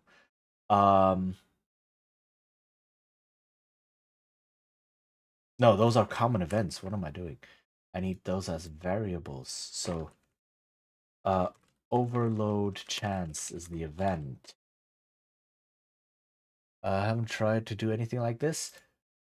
Yeah, we'll discover this together. Okay, so control variables. First thing to do is grab this variable. This one is skill ID, right? And it grabs the last used skill ID, right? And adds it into this variable.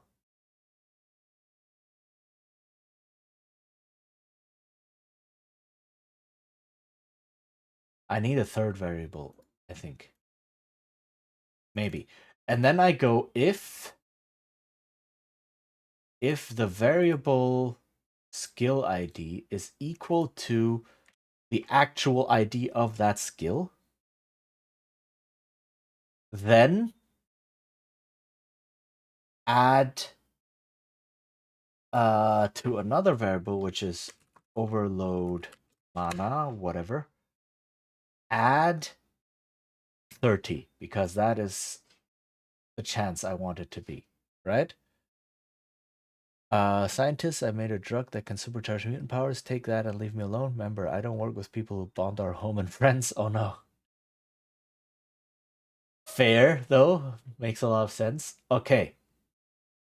Then after this if, and then I can do if the ID is actually something else, and there's not gonna be like 100 skills. There's probably gonna be something like 5 or 10. Wait, you're European? You're up early. I'm European, but I don't actually live in Europe right now. Um, so yeah, I live in Asia. As you can see on the stream, we currently have almost 2 p.m. Yeah.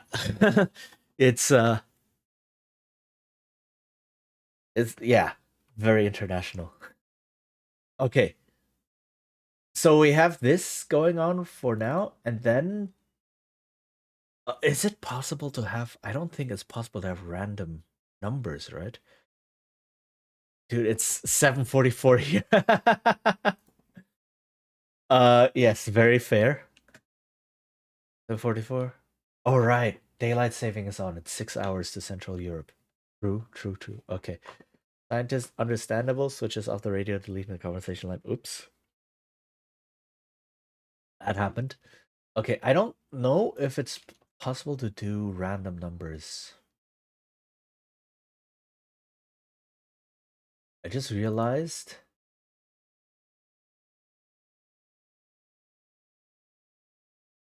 Uh, actor change. I cannot. Can I give a state? Change enemy HP. Enemy recover all. Battle processing. No, that's not it. I just realized I don't think I can use an event to give a state. Might be, but I haven't thought about it. But getting poisoned is a percent chance with some abilities. It is, but it is hard coded. It doesn't use an event. It's hard coded into the system. So essentially, poison here. It's skill. There we go. Here. Let's see. Do they have something like tranquilizer? Here, success percent, right? Um, so you can set the success chance over here, venom and such. They're all 100%. Holy heck. Um, but that's hard coded into the system, and I don't think events can have random numbers happen to them. Um,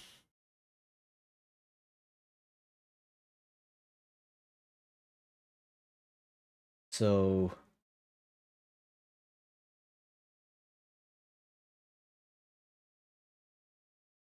events they can. Where would that be? Change together, full erase event. Just check weather system.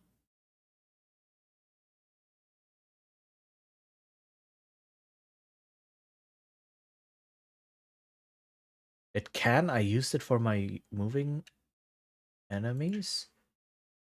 I mean, my weather system I made. But I don't remember how. Okay, okay. Okay. So if they can have random chance in the events. Let's see. System settings, map, battle.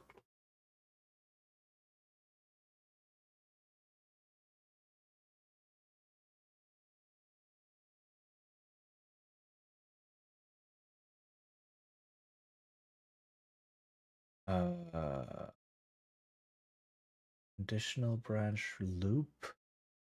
Common event label. There's timers, random chance. Is the random I don't see a random chance.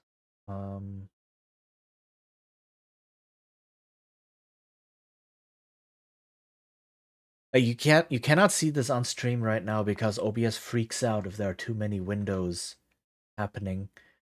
But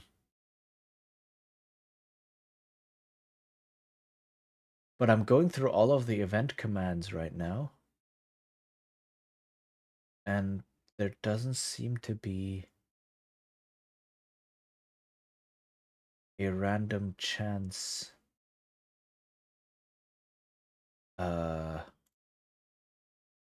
It's possible to script it, probably, which is not a plugin, right? You could just script that. It's a variable. A variable. Random. I see that. Thank you. Thank you. So I need a third variable. Okay. Control variable, random between 1 and 100. Or 0 and 100. 1 and 100. Change maximum. So, random chance. Okay, so I have a variable now that is between 0 and 100.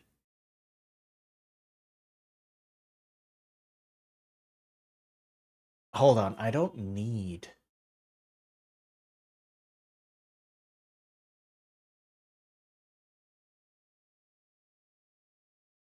Okay, let me think if I can do some math shenanigans to this.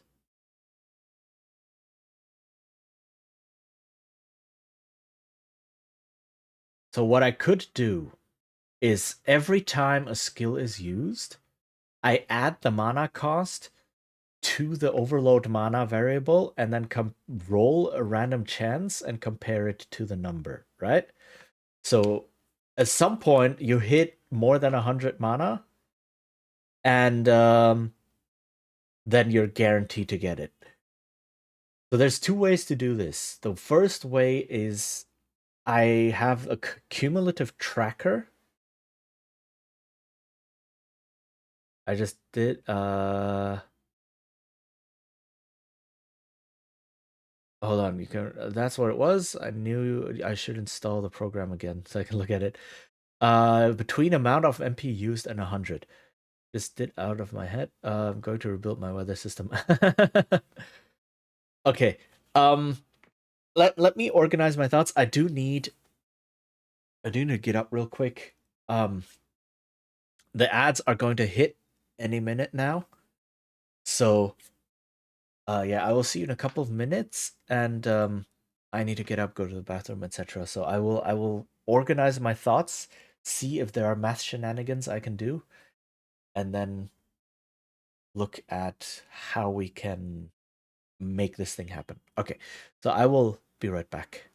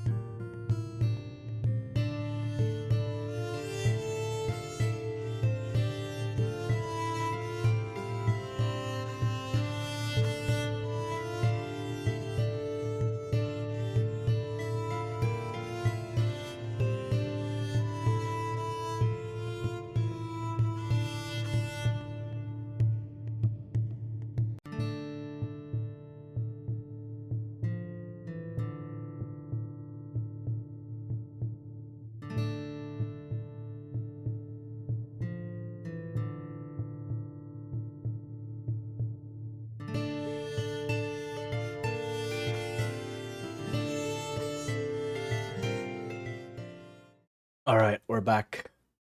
Didn't hear Endure still? Ah. I also didn't check. I was gone before the ads played. Um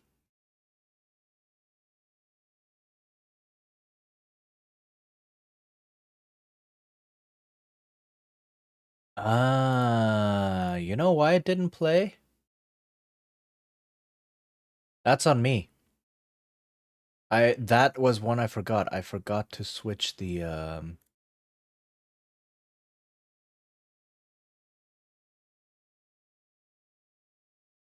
event on StreamerBot. I have two ad events on StreamerBot. Yeah. So I don't think it was messing up at all. It was really just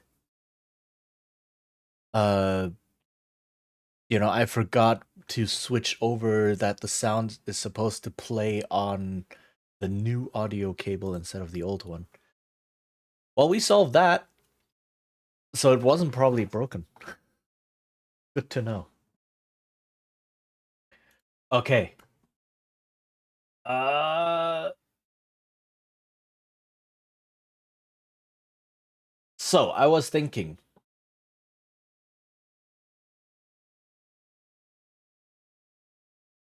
Um quick run ads again. No. I can't. I can't actually run ads right now. Because they just did. Like the button is disabled for me. So but even if I wanted to, I can't. Um Fair enough. Okay, one second though.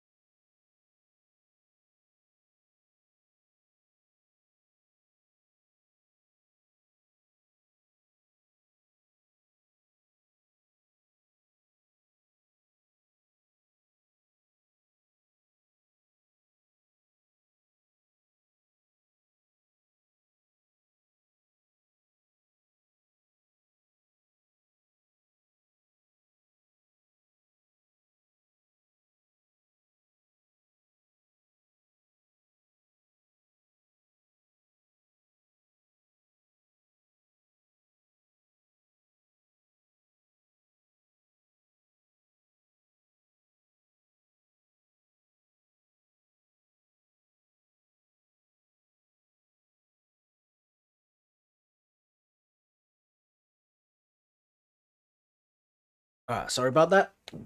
I am back.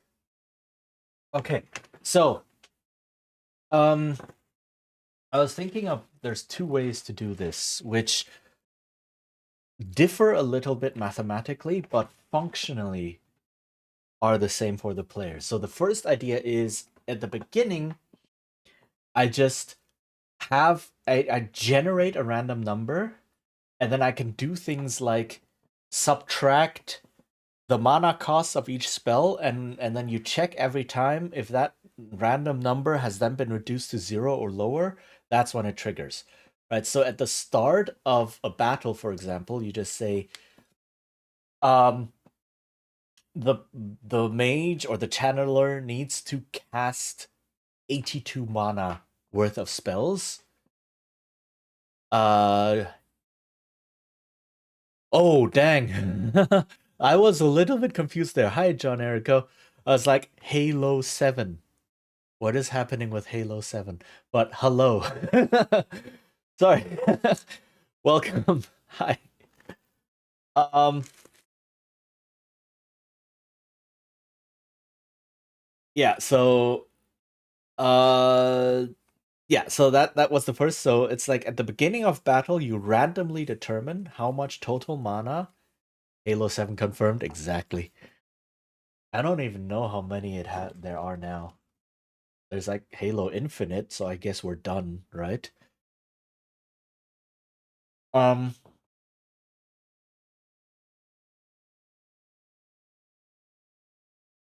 where was I? Followed by Half-Life 3. Like that's ever gonna happen. Right. So at the beginning of a battle, the game randomly determines you have to cast this not much mana and spells.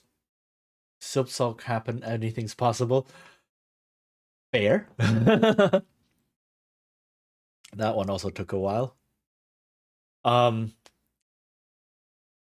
Heck, we also got Duke Nukem, the newest one, like Duke Nukem 3D or whatever, Forever. Whichever one is the newest one, I don't remember. And so, hey, Halo 3, who knows? Halo 3, Half-Life 3. Um, okay. So yeah, at the beginning of battle, you set this random chance, and then every time you cast a spell, you subtract the mana cost, and so it says this battle you have to cast, I don't know, 82 mana worth of spells for Overload to happen. Or you need to cast this not much mana to happen. You set that leaf is life. Well, if you actually have like in like Nordic pronunciation or like German and such, the name is read as life. Oh yeah, I guess in English it would be leaf, which fair. Yeah, yeah.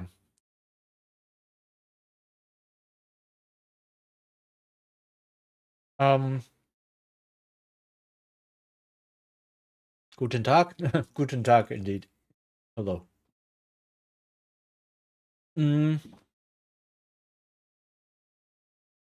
are you? Or I think. Wait, no, I think you said something else, right? No, I don't recall.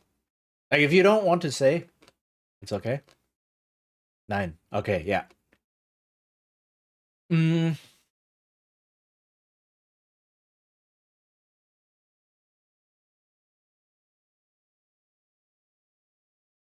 where was I? I was thinking you need to get 90 to 100, and the floor keeps raising the more mana you cast. And it can also track between fights if you wanted to. Hmm.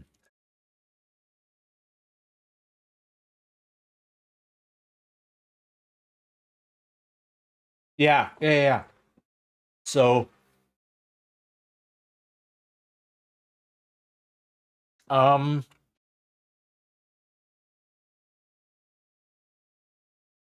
like the most straightforward version I was thinking of right now is you have this overload mana variable over here, and you just keep adding on all the mana costs of the spells. And then after that, you roll a d100, essentially, and then check, did you roll under the overload mana value? Right? And obviously, the more mana you have accumulated in cast spells, the higher the chance, right? If you cast a single spell of 30 mana, you have a 30% chance. If you cast 3 spells of 30 mana, you have a 90% chance, right? Every time it checks this, right? I wouldn't know how to raise the floor of the variable. Um,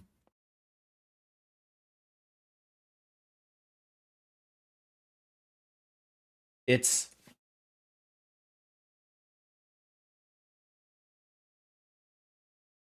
like I don't want to make it deterministic. I don't want players to say, I need to cast 100 mana worth of spells in total and then I will hit it, right? I don't want that. I want there to be some random chance in there.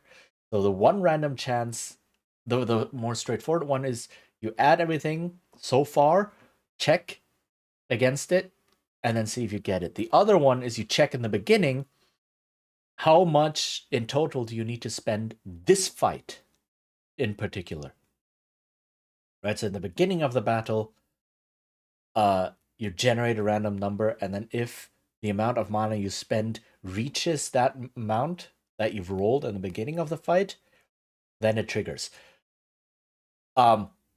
Mathematically, they behave a little bit differently, but I think functionally, over enough battles, it doesn't matter for the player, right? You need to make a chance calculation. Yes, thank you. I do need to do that. So I need to say a conditional branch if the variable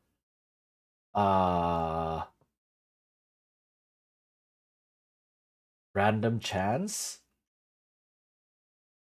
is less than or equal to the variable overload mana. This is it, right? So if you roll this 100 and you roll lower or equal to how much you have cast here, then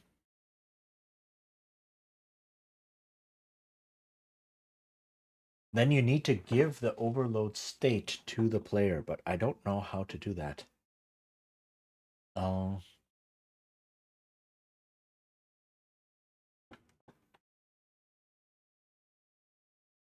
Hmm.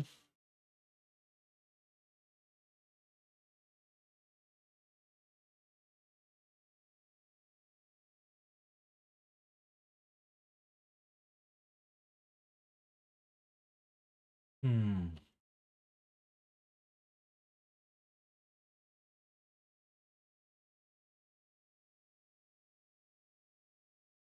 Change state is in actor.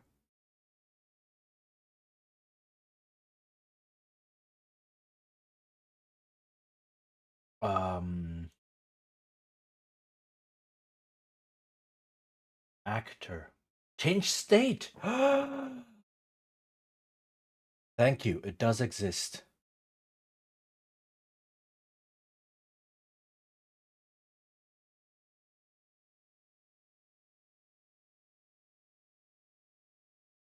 Add the state overload. Okay. Yeah, I didn't see the change state. It's a long list and it's like change, change, change, change, change, change, change. And it's like, oh god. But yeah, thank you. Okay. Well, let's give her the class of channeler.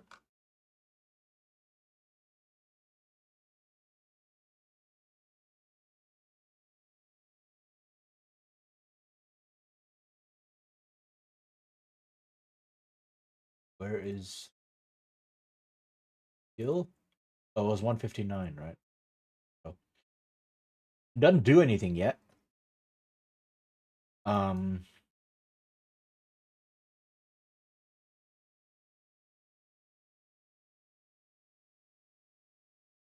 Where do I change the value?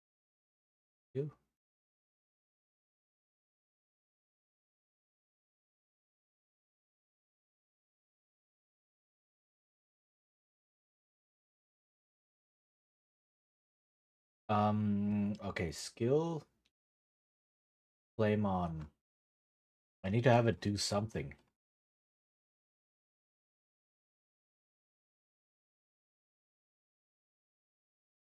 Bleh. Is a little bit more involved than I thought. But okay. And then damage, HP damage, fire, why not? Formula, a M attack times 3, why not? Just something.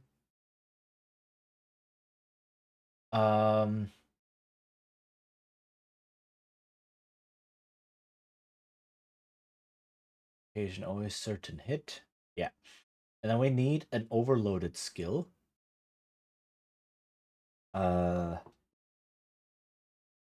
Flame Honor? I don't know.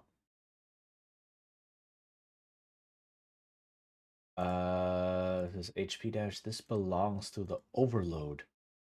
And it costs, and then here I can change everything. I can make the costs go down, right?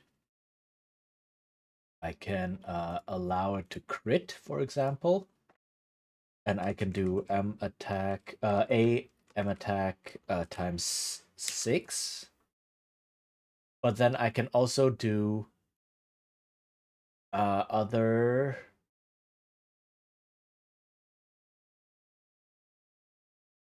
recover HP and do a negative value. Does this work? Maybe. Right, if I say something like, does this not work? Minus 50? Minus 50. So it costs minus 50 to use, minus 50 HP. Right?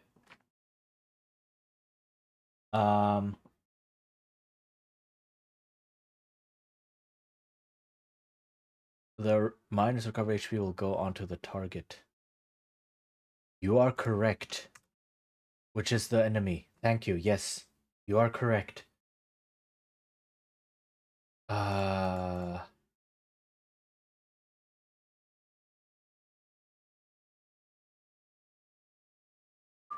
MP cost, TP cost. There is no such thing as an HP cost.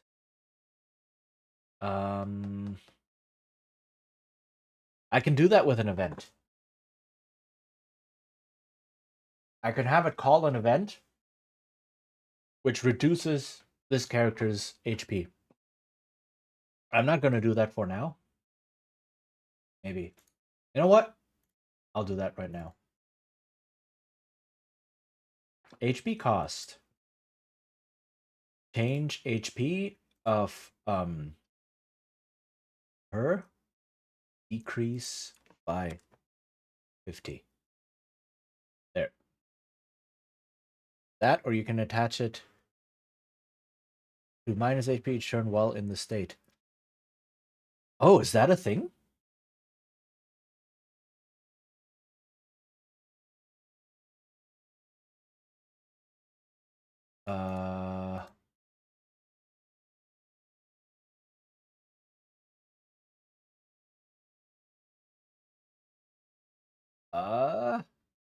I mean, poison and such does that, right? So where does expert HP regeneration is where it is. Okay.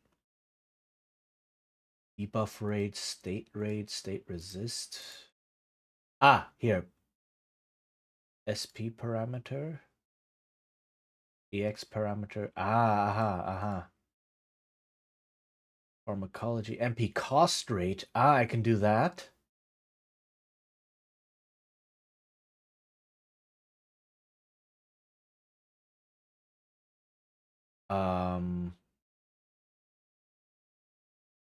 So I don't need a whole suite of new skills.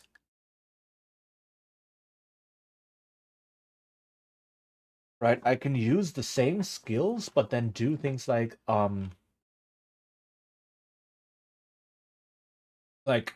MP cost rate, magic damage, and so on. I can have those go up. So I don't need to double up on the skills. It's the same basic skills. Okay.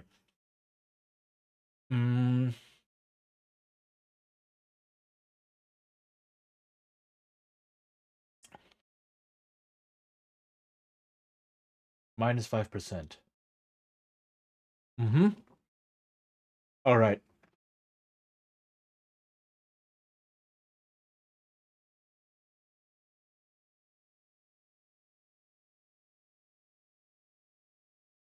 And then common event. Overload chance. But wait, I need to get rid of that then. Unless, hold on, unless I go to the event itself.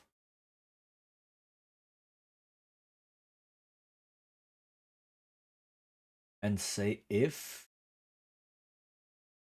actor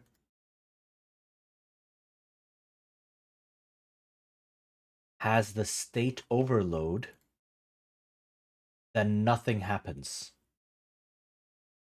Right? And all of this stuff only happens.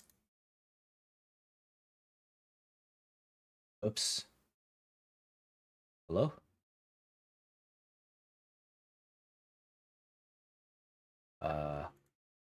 Can I not?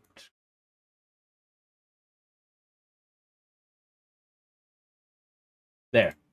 So if she's affected by overload, nothing happens.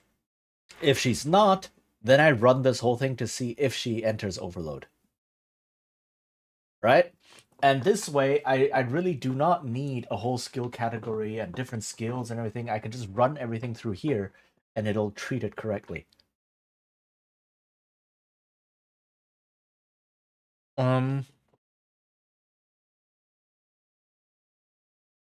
I'd still have a skill that you can only use in the state. Okay. But then I don't need to create an entire new category. Right? And be like, oh, I need 2 categories of skills and list all of them in there and do things like that. I can unlock the single skill itself, right? If I'm in the state, I can unlock just that one skill if I want. Maybe something like a blast where you just unleash all of the overload at once, for example. It's hitting that time again? Oh my goodness. All right, then. Yeah, thank you for hanging out. Thank you for being here, Awkward Pain.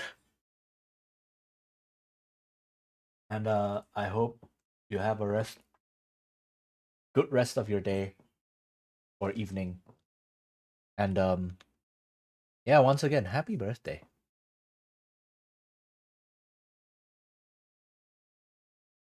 Always fun. Take care, and everyone have a great rest of the stream. Thank you. So let me not do this for now. Let me instead do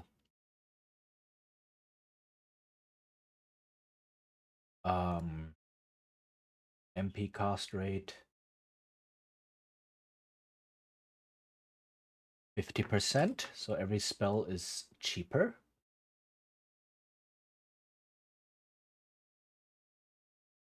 Target rate from MP TP charge, physical damage, magic damage.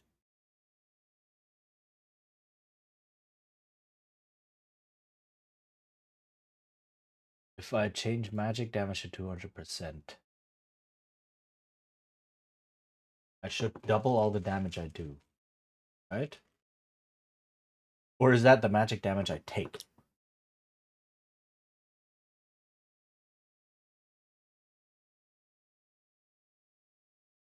Hmm.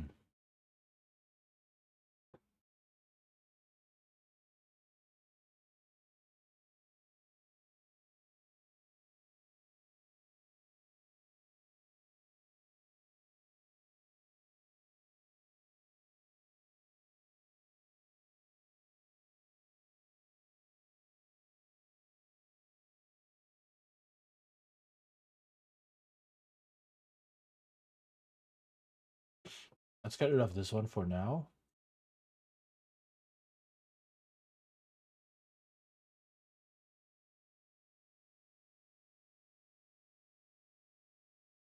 No, that's not what I wanted. Action times 50%.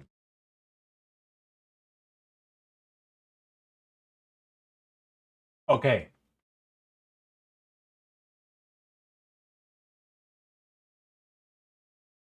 So I now have this state, this overload state. What I need is I need every single skill that has this, that belongs to the channeler, call this common event, this overload common event.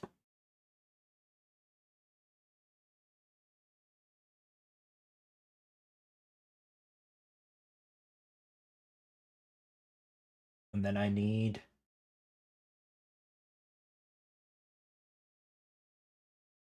um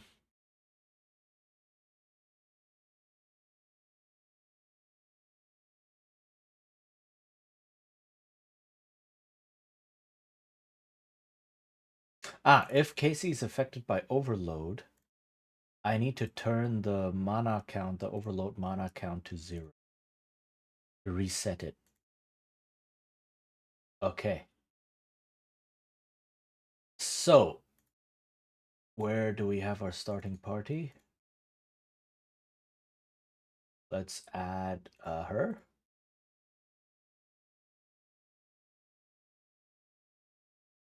And I just want to test this real quick. So let's test the battle in here. Let me make a new enemy.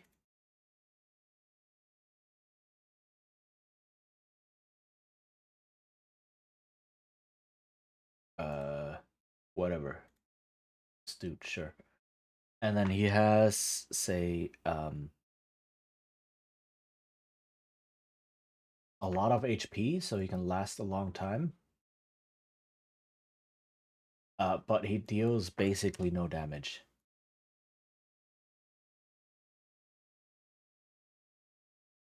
Okay, then I need to make a troop.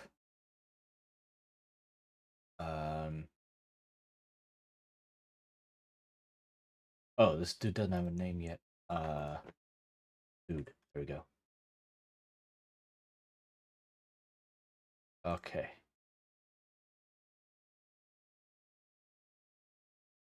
Can I battle test?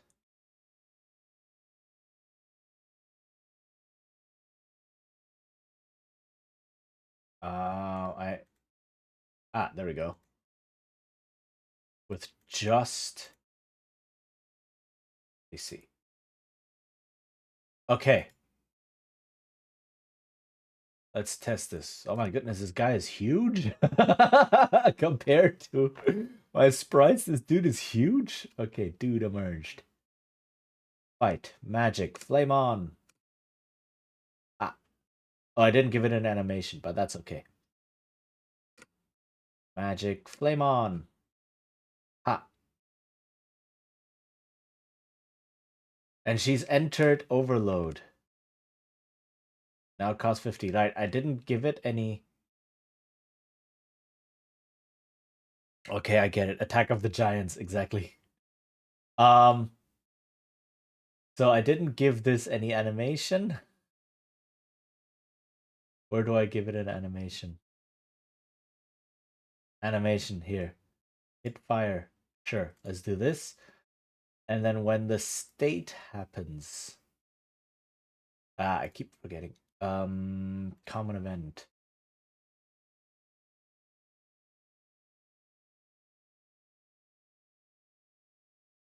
Down here. So, show text is over. Casey is overloading.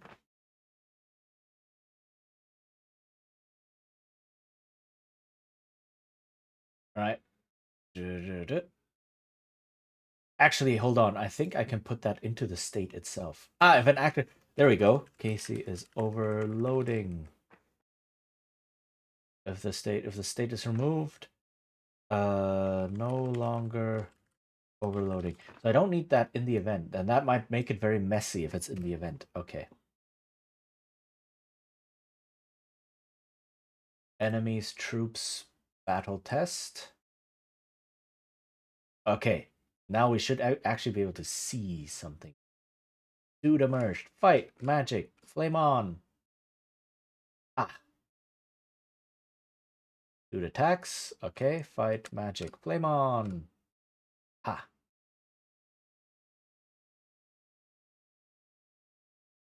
wait. Is she already overloading? She is. But I never got the message. Um.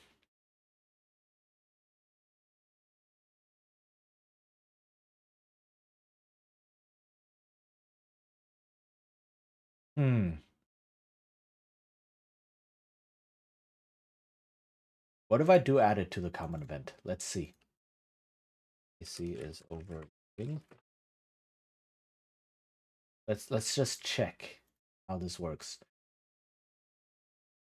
Maybe state, can I play an animation? The overlay. Might be worth it to put a, I don't know.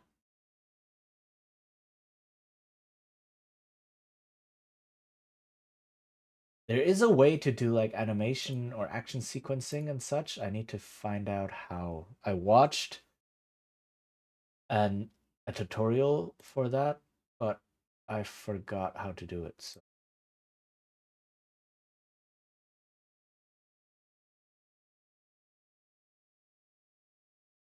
No magic, flame on. Ah. Casey is overloading. Yeah, so I no longer have access to attack and guard.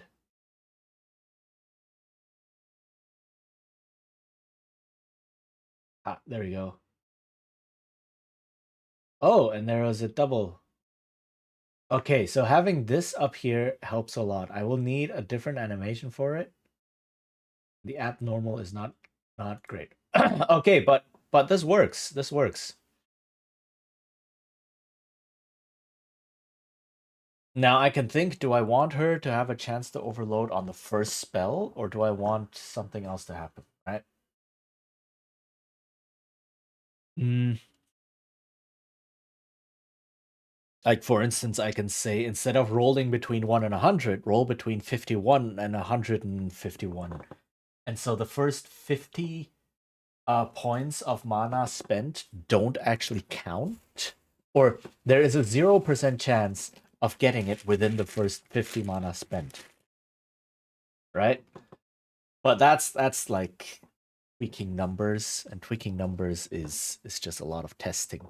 Like, if the basic engine works, that's what I'm concerned about right now. Okay.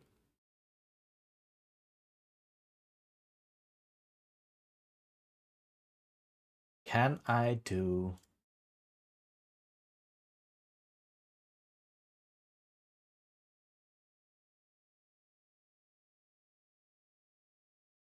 basic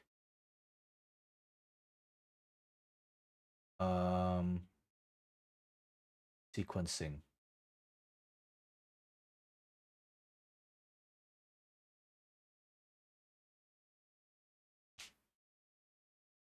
Animations, is that over here?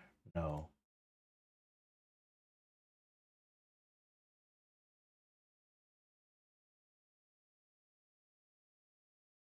Or was that a plugin?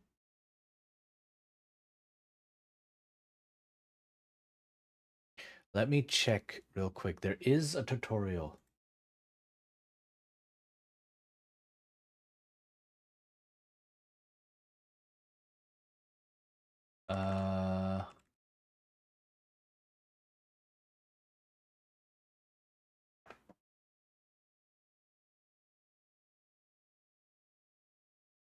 Because you can have like the players like move around on the battlefield.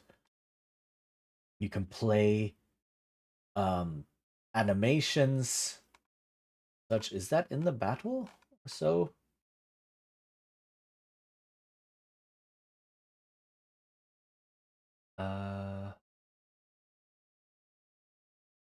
Action sequence. Let me just see where it is.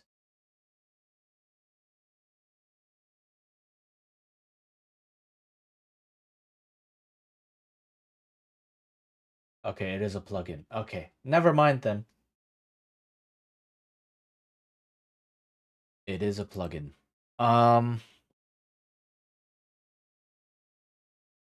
Hmm.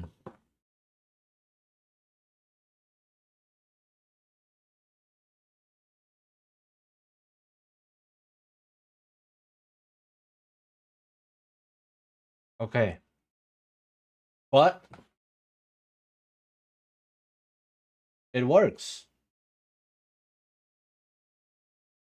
And now I can actually go to the common event. Let's change this. Let's change this to 51 to 1 or 51.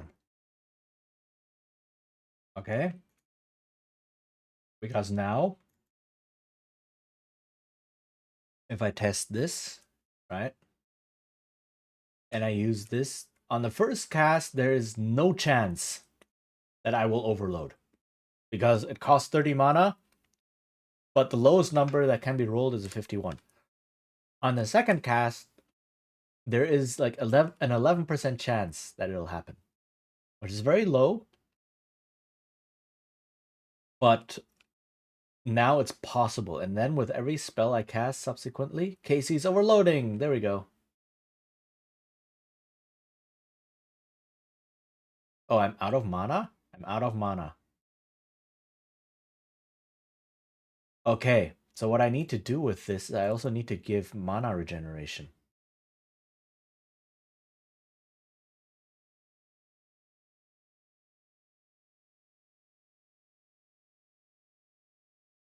Where is it? MP regeneration. Go 25% MP every turn. And let's give her some more MP. Or did I just not initialize?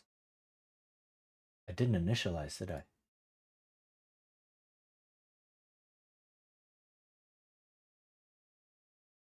Let's give her a bit more MP. On level 1, let's give her some like... Oops. Save. Battle test.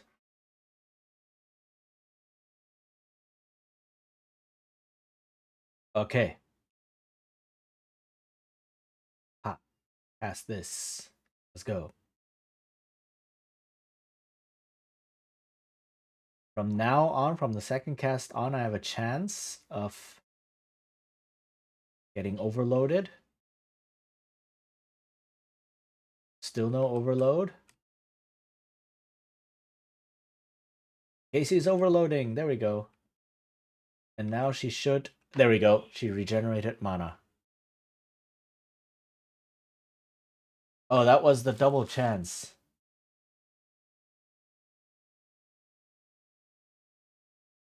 So there's a chance of doing 2 actions. Oh, I just dropped something.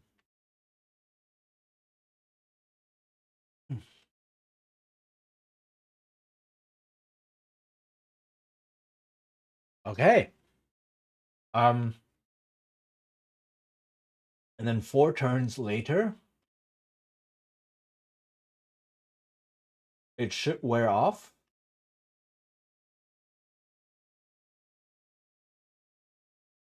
So turn 4.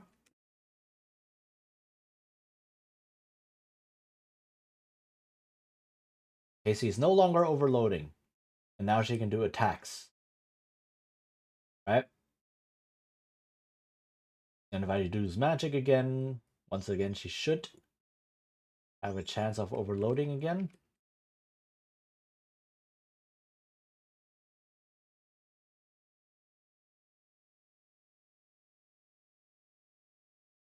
Casey is overloading. Okay, so it does work. Okay, nice.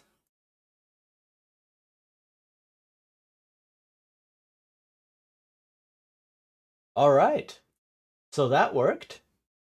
Cool. So now I can have a channeler type class that can overload. And I mean this can work with anyone, right? You can have a berserker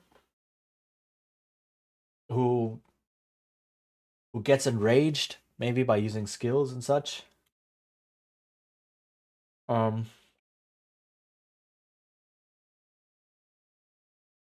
But yeah.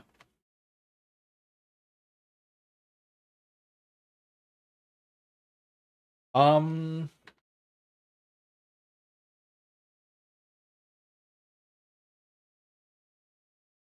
One last thing I wanted to test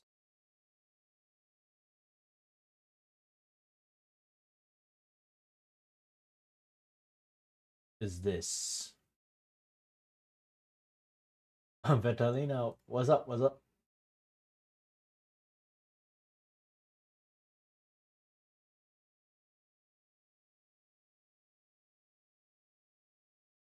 Um,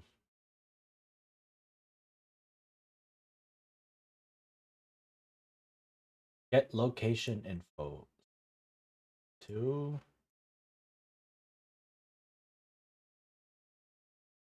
here. Region. Region ID.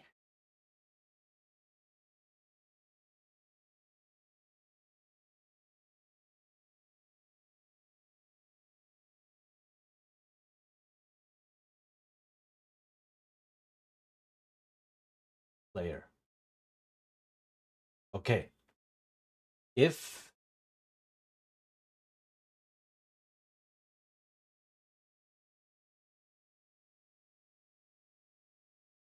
the variable region 1, then play sound.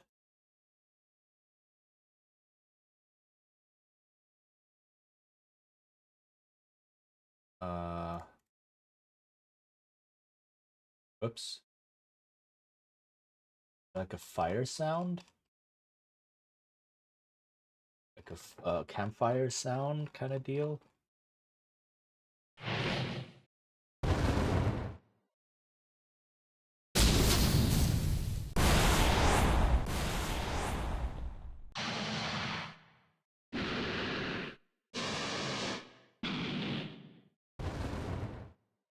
Oh, these are all like fire spells. There's like no campfire sound. So what I want to do, the phase 1 for the summoning project for Agnes prepared. Doll she uses as a light source is now able to have a working mind. Oh no. Creating life.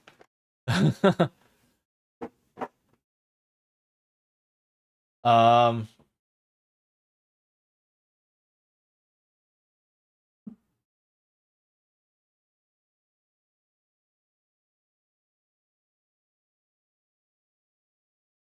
so what I want to happen is when you step close to the campfire, I want there to be a fire sound effect. But if you're away from the campfire, you don't hear it. Right?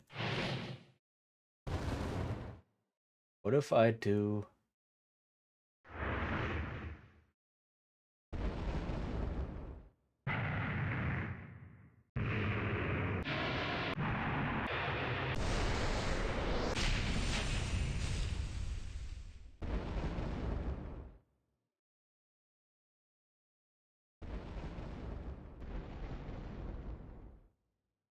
Not quite correct.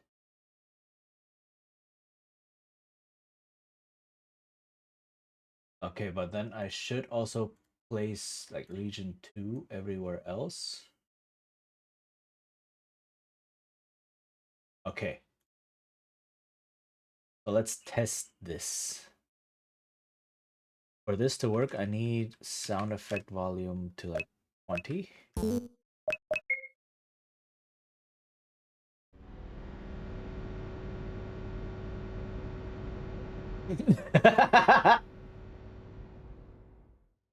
So it's trying to play the sound effect over and over and over again. Athy is her name. In the system, you can have 2 types of robot type minions, one with a working mind but not able to walk fight, one that is able to move but has no working brain. Huh. An animated doll named after Athena, the mind should work. That's a very good point. And then I need to wait.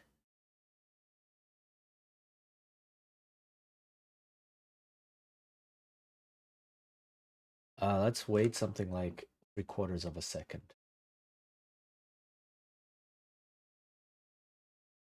Okay, let's see if this works now. And if I then find a good fire sound effect, I can have that.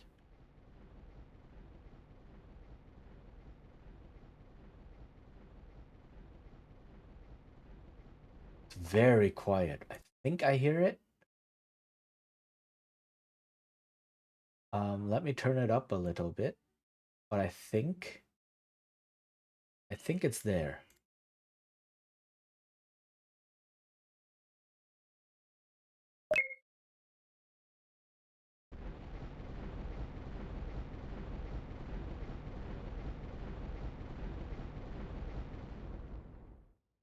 Okay, so this is how we can have localized sound effects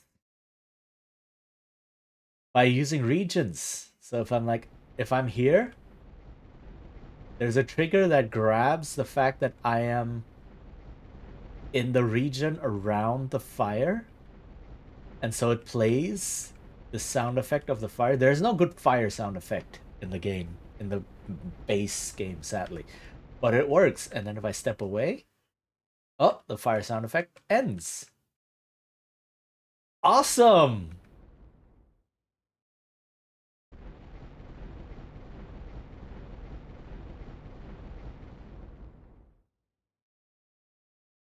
Okay, funny is that Evangelo is mindless for now, so it's the mental capacity of a brick. Oh no. Welp. Uh, that doesn't sound good. Okay. Um, that reminds me, I want to try something else. I want to try light sources. Is it possible? The younger sister Athy is smarter than the big brother Evangelo. I mean, why not? Right? Why not? Okay, is it possible to... Aha, tint screen, fade out screen? That's a full fade out. That's not what I want. Tint screen? Dark. I can make the screen dark. And then here I can make the screen normal. Let's try that. See what that does. So right now it's dark. And now it's normal.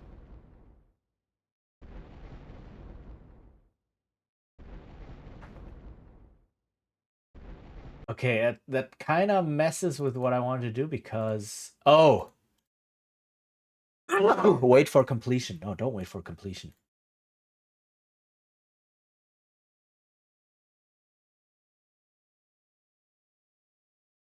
Um... See, they have some presets.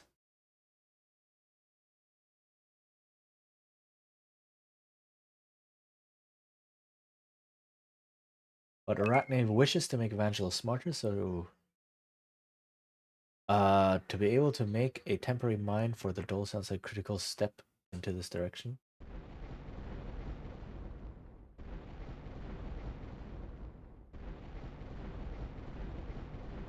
Oh, head pat, thank you for the head pat.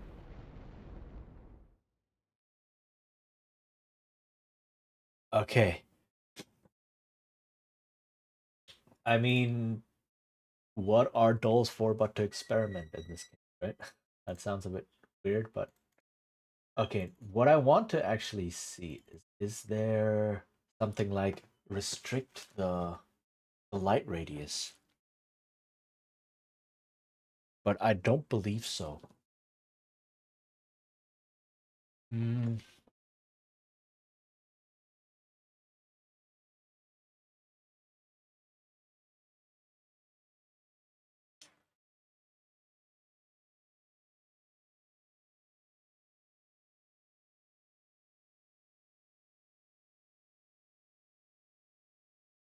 She isn't brave enough to experience with her first creation, even when the imagine of Eventual is rather accidental.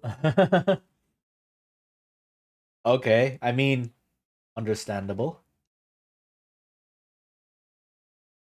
Mm,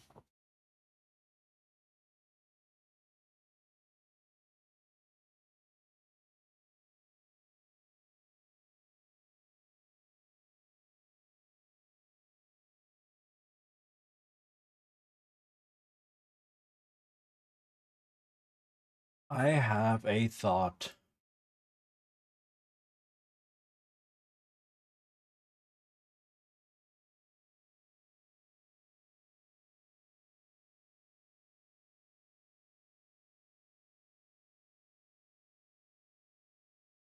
Lighting system. Okay, so this is a plugin.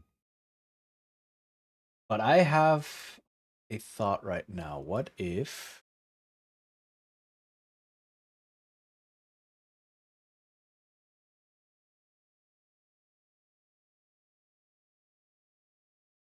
Um, what is the size of the window?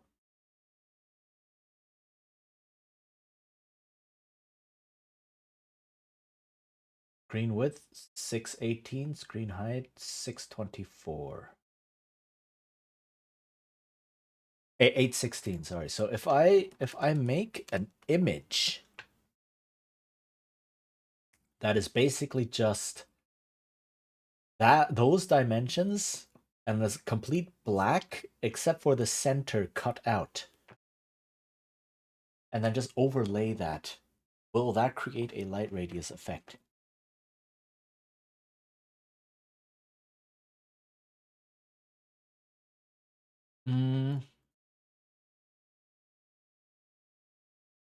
What was it? 816, 624.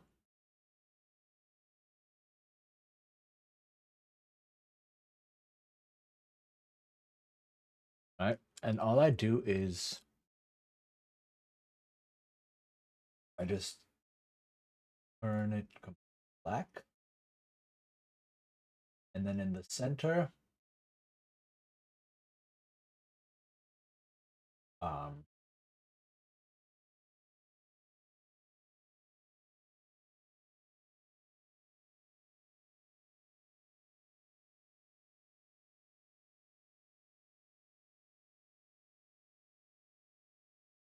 um,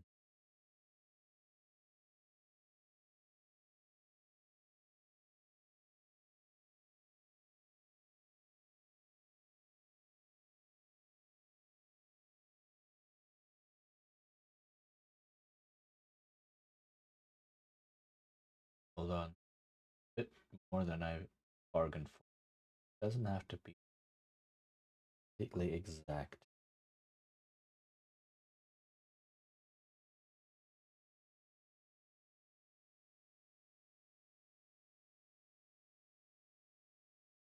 Oh,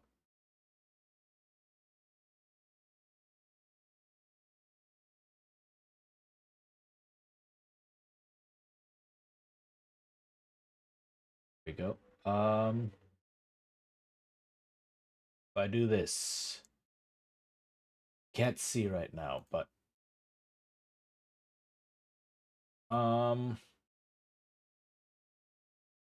save this in desktop. Light radius. No, I need to save it as a P.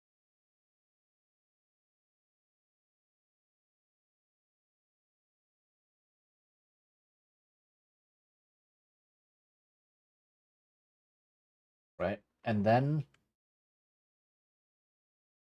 all I do here is show picture. So show picture image. Oh, I need to put it into a folder.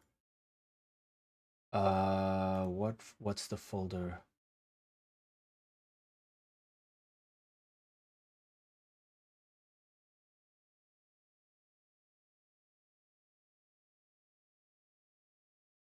Where is the resource manager?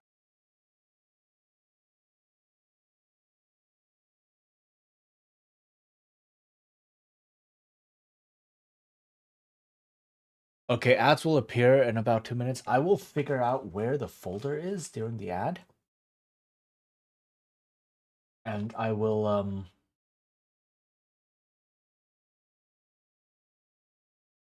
place the image into that folder.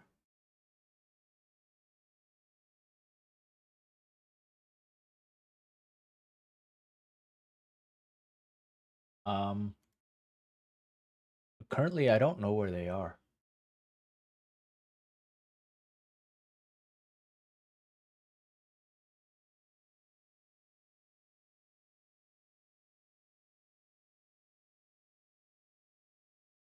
File.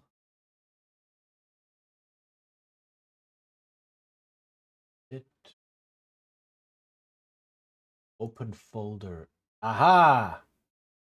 Image.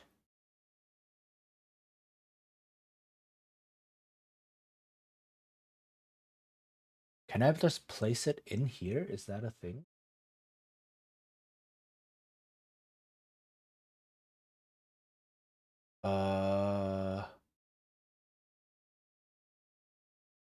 One second.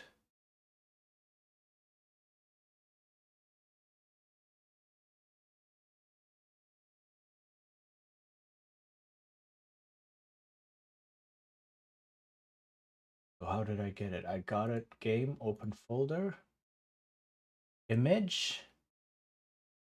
If I just place it in here, is that gonna help?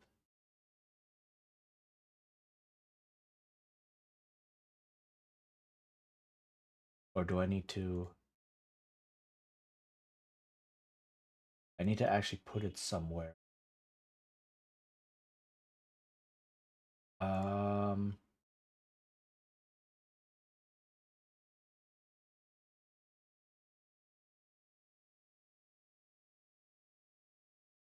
Into pictures. There we go.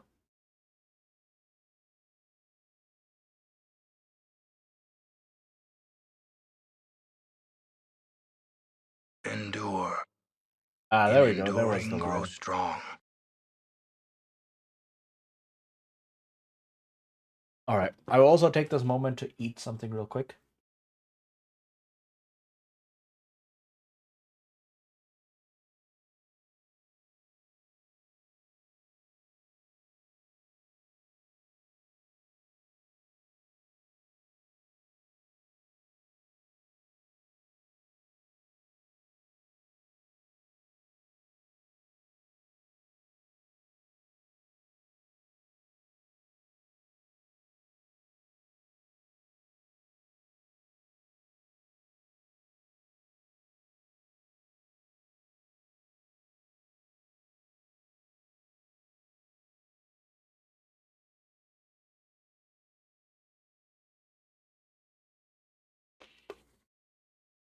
Hmm.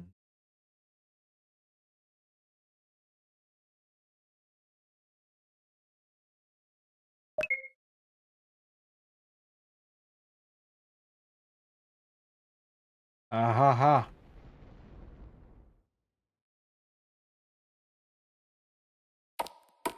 Whoops.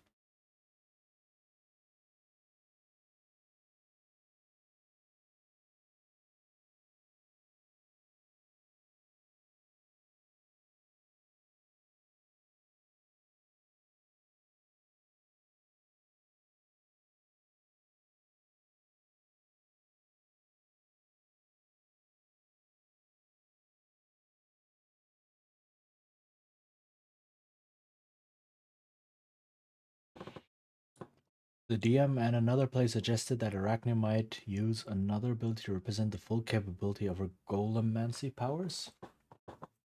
So like a new power? Like a new mechanical power?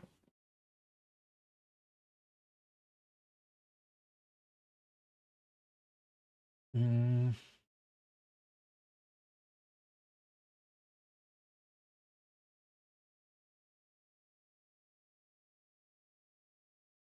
The awakening of her doll is the prototype stage. Ah.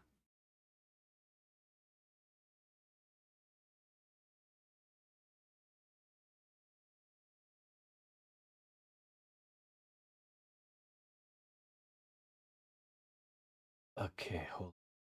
What if...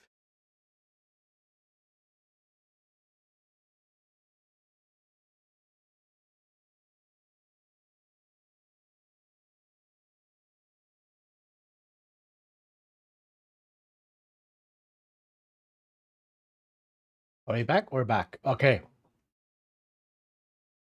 The upgraded version costs 7 points. Is a power that can shift to everything I could buy with 5 points without reasons.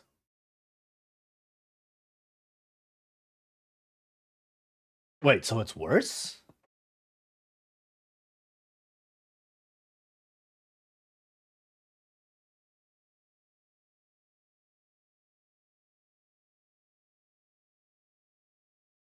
Oh, within reasons. Oh, okay, okay. So I want to try something here. Let me make Something like this. Okay, this is a large map, right? Oops.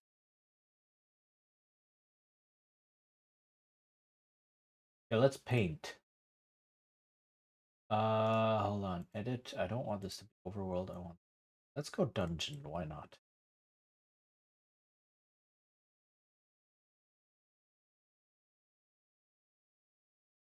Boom. And now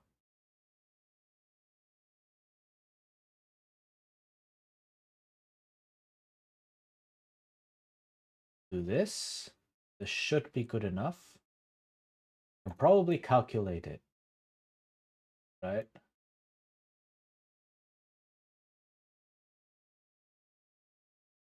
But I don't have that will right now. This is just testing things out.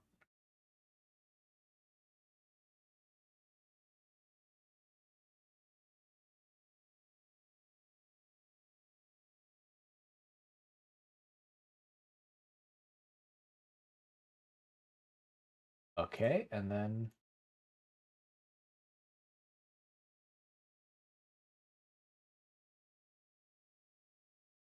just some random things here and there.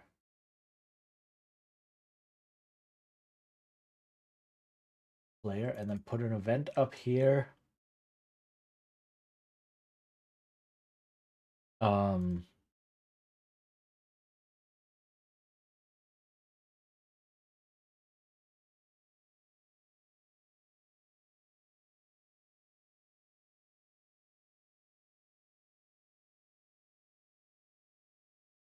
Let's add a little bit more detail.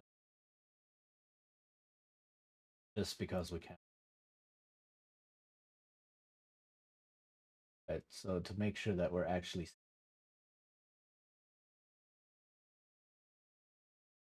whatever. Okay. So the idea of this now is if I go here,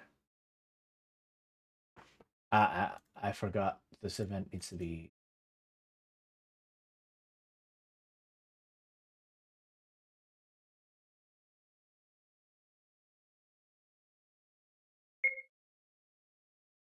Aha! It's a little off center. But we now have a light radius. And since the overall screen is large enough, right? We will always be in the center, and if this image, the overlay, the light radius overlay is also centered, it will be like we have a light radius thing happening. And then we can manipulate this light radius by saying, oh, if you light a torch or something, then the light radius goes away or becomes bigger. But yeah, okay. Let's do that. Let's create an item called torch. The limit I put on the ability is that she needs a medium to animate. Without an object, she can't use this. Bring it to life. Ah, okay. I mean, yeah, powers with limitations are more interesting. Torch. And it needs to call a common event. Call it just this. Okay. And then we have here, which is torch.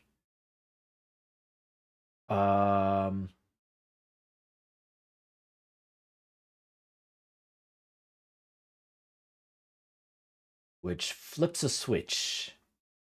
All it does is flips a switch. Control a switch. Let's call the switch torch as well. To on. And then this event up here. New page. If the switch torch is on, then this is the case, which means there's no light radius. But I need to go back to the common event, because then I need to show a timer. Where is timer?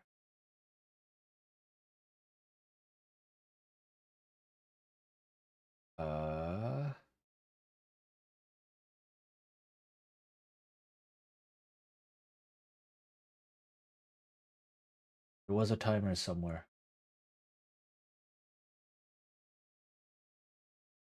Control timer, there we go.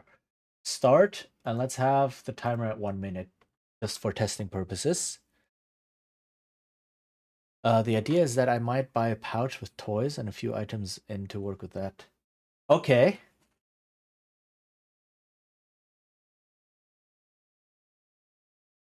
And I made a whole bunch of, I don't know, Playmobil figures or something like that.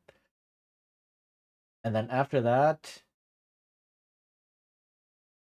okay, now the question is, do I also need to wait?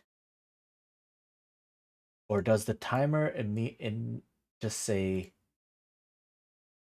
because I have a feeling the timer itself doesn't do anything. I will have to wait 600 frames, right? And then I control the switch to turn the torch off.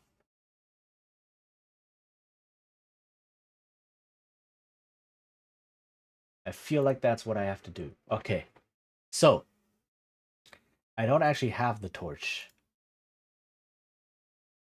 Let's put in a treasure, item, torch there. So I can find the torch inside.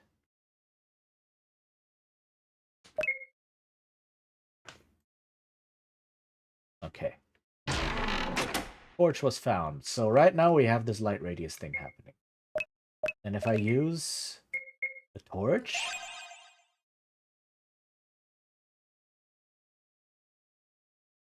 I cannot do anything anymore.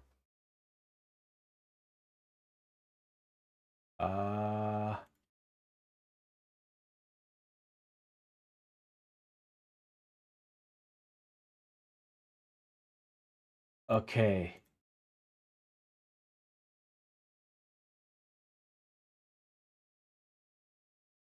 Huh. So the timer is wrong.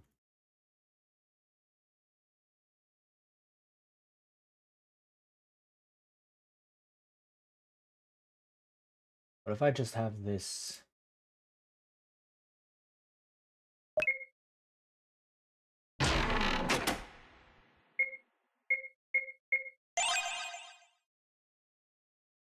Doesn't do anything. Okay.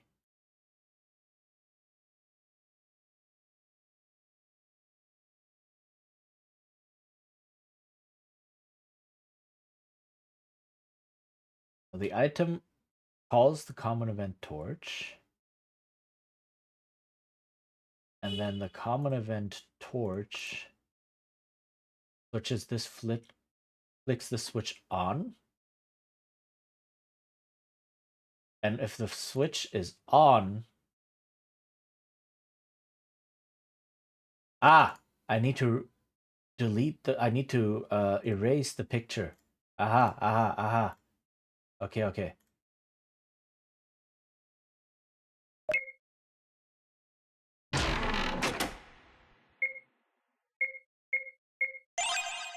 Nope, that still doesn't do anything.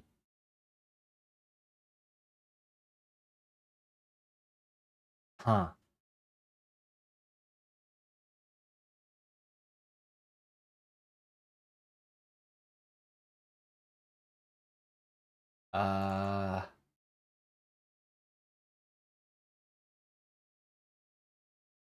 Let me check what is going wrong. It's dark. And then I can have, you have a light, right? And then see when these things happen.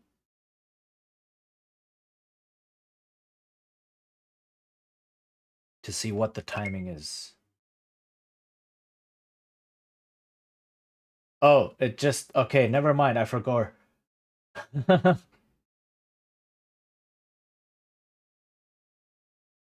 I need to do this first, then I need to do a self switch. Then self switch A is on. Don't do anything else.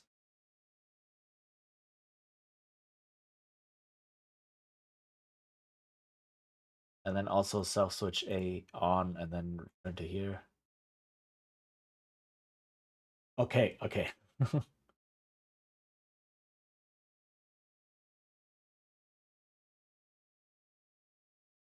um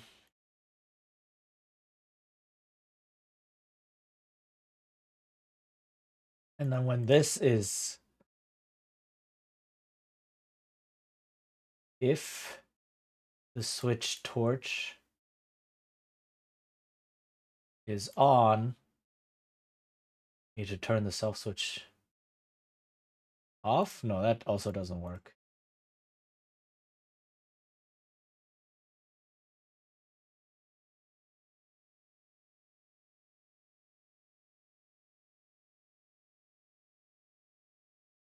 Hmm.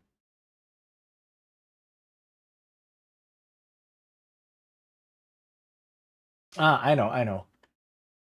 If the switch torch. No, that also doesn't work. No, wait, that should. If the switch torch is off.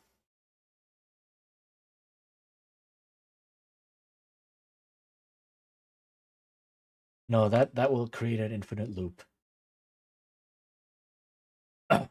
We need information, and so animating toys on a big scale should be priceless to find the mad scientist. One idea is that she needs to unlock this upgrade path. Okay. So like use small toys as infiltrators or something? Um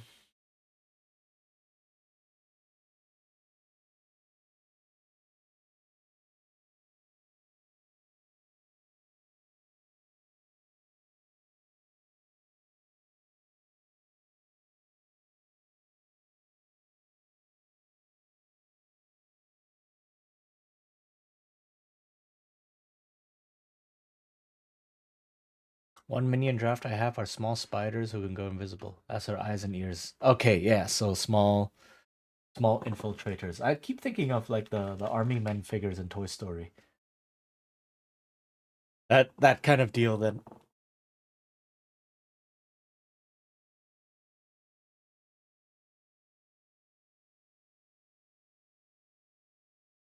Hmm.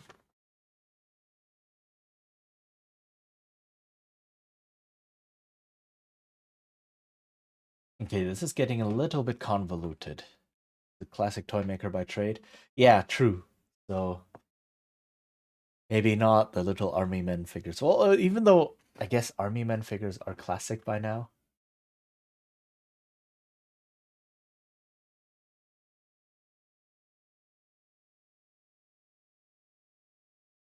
Uh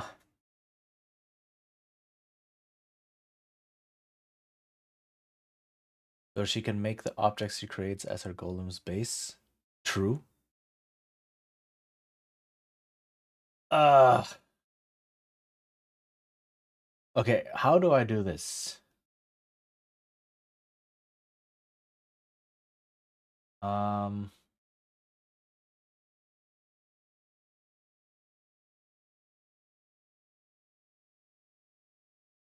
this doesn't do anything.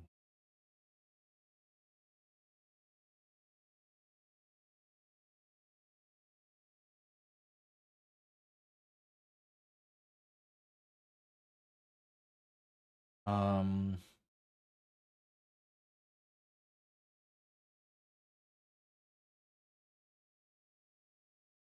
what if I do it as auto run?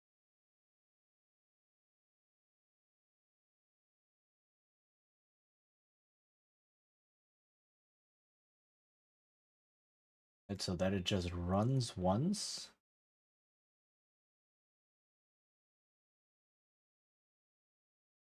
Yeah, starts when the event appears.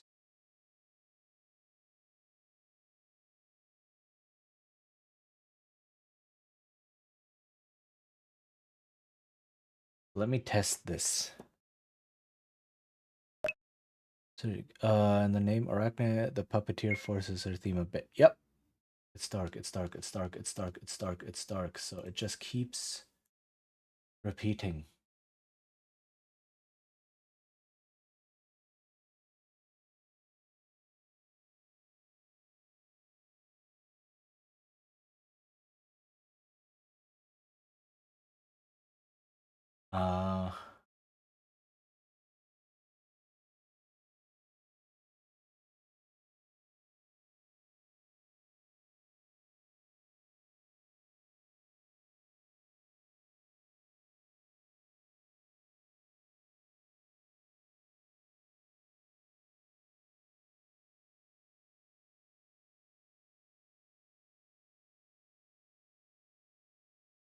Okay, I think the timings have to be a bit different. What I need to do here is I need to then turn the switch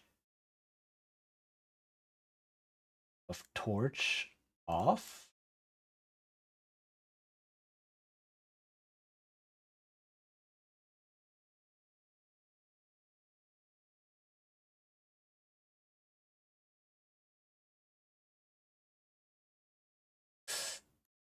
Okay, hold on.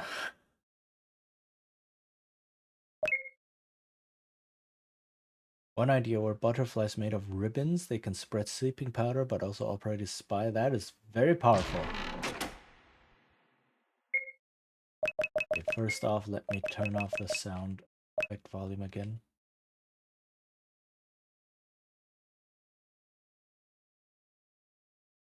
Okay, that never triggers. That's what's happening. Common event doesn't trigger for some reason.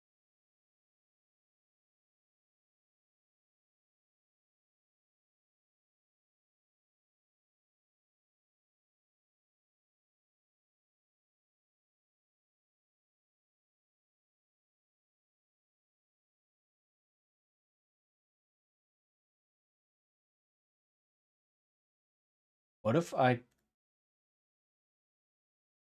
get rid of all of this and put everything into the common event?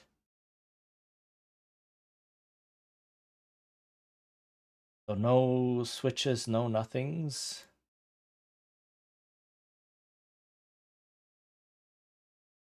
Just erase the image.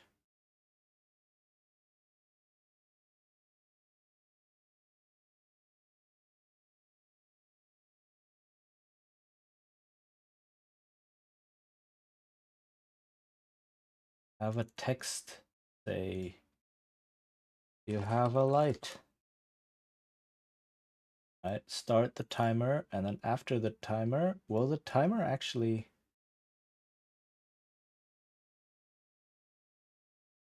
do anything?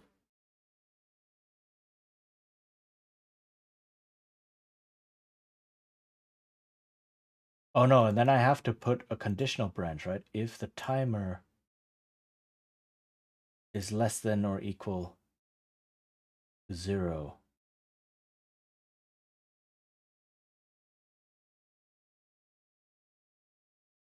There we go. Then I show, and then I put the picture back on. Show picture at radius.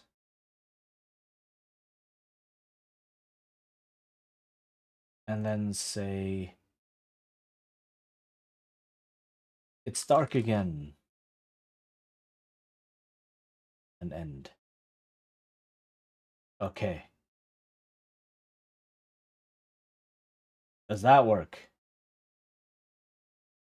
Probably not. I can think of a way how that would break already. You have a light. Okay, let's see. A minute is too long. Can we somehow make it shorter, like 20 seconds?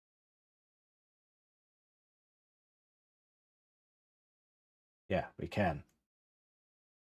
Let's just do like 15 seconds.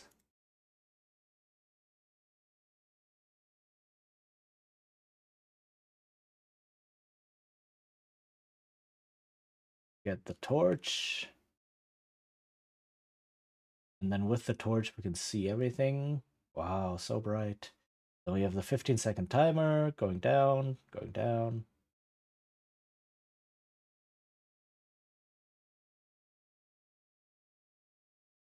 And it does nothing. That's what I feared. Uh,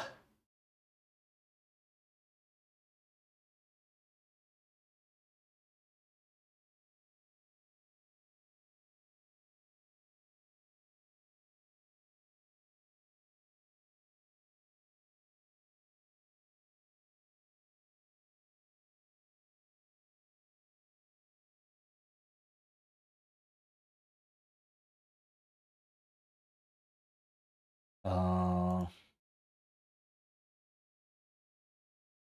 no, I need this as another event up here.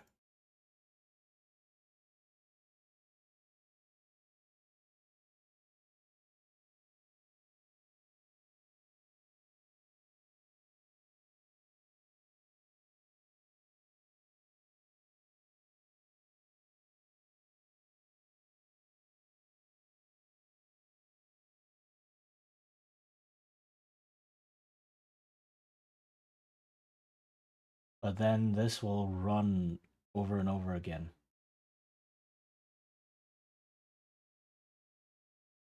Maybe, because it does say end.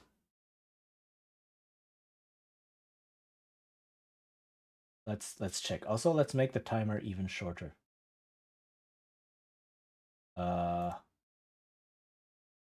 Make the timer like 8 seconds. When I think of Spider Goddess, I just think of Drow. What is this music? So this is music from Civilization 4. But it's all like music that plays during like the medieval ages and such. It's real music. This one right now is I don't actually have all of it in here. I think. This is Anonymous I Santa Maria.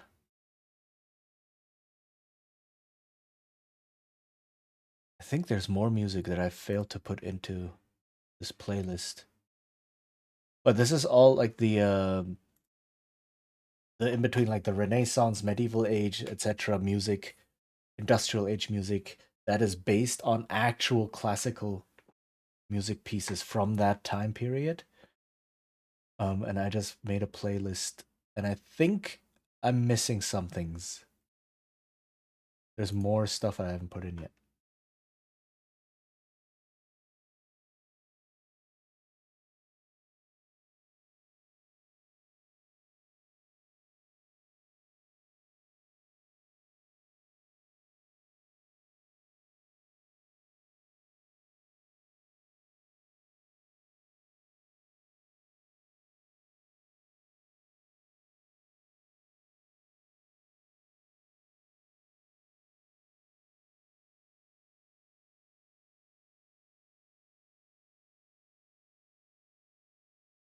Okay.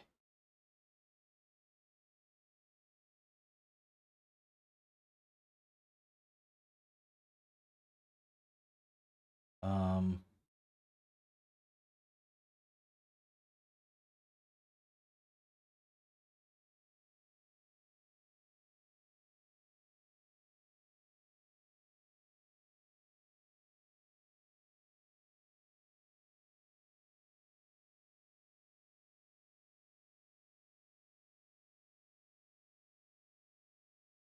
Hmm. Oh, thank you for the head pat. Can I do something just like ending this event? It's wild that there's no like end command for an event. It's like stop processing, please.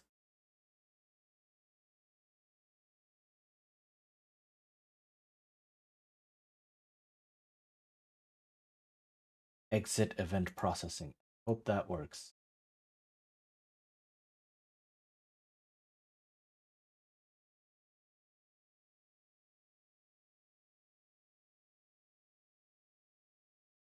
Okay, so we have our torch. Everything is nice and bright. Then, it's dark again. Dark again. It's dark again. It's dark again. Oh no, it's dark again. Ah.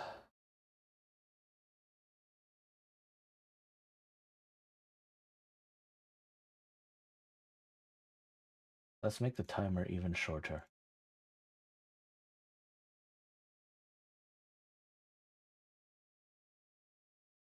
I've gotten quite an ear for Renaissance flute because of the gay elf. Nice. And I used to play a lot of Civ 4, so this music was constantly playing in the background, basically.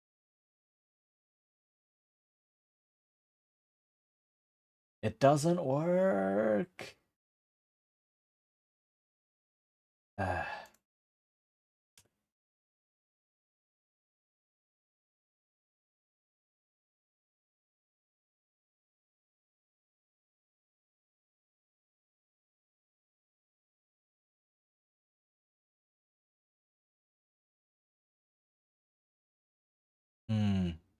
But I take it that Civ 4 does not in fact have elves in it. Not the base game, no. It tries to be somewhat based on actual history. So yeah, sadly no elves in it.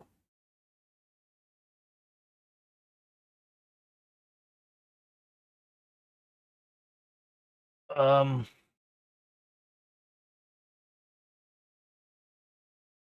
Iris Toulon tries to find a way to get information about the mad scientist with his explosion minions. Who's Iris Toulon? Also, RTS games are too big brain for my taste. Yeah, they really are. I play some RTS games sometimes, but it's just like, yeah, it's a lot to take care of. A lot to pay attention to.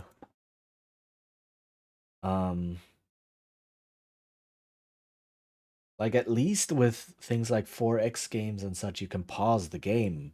Or it's a board game, right? If you don't advance the turn, nothing happens. So you can take your time. But with RTS, it's like, holy heck, what is going on? It's the civilian name of Arachne, my superior. Ah, okay. I'm very... Shoot what I see. Fair.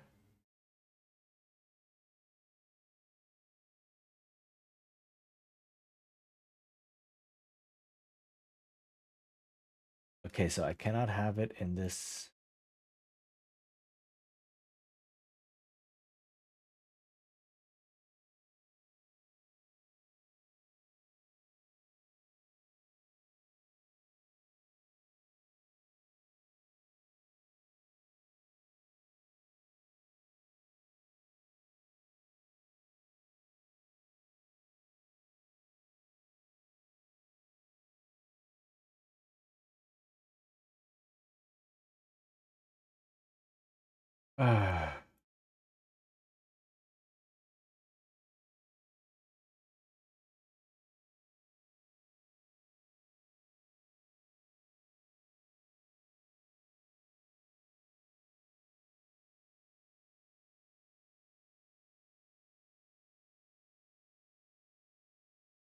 So,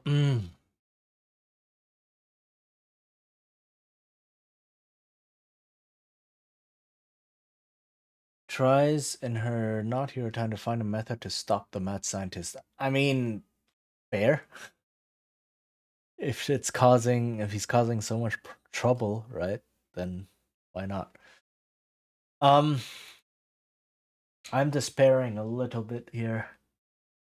This is turning out to be more convoluted than I thought, or maybe I'm just not seeing what's happening.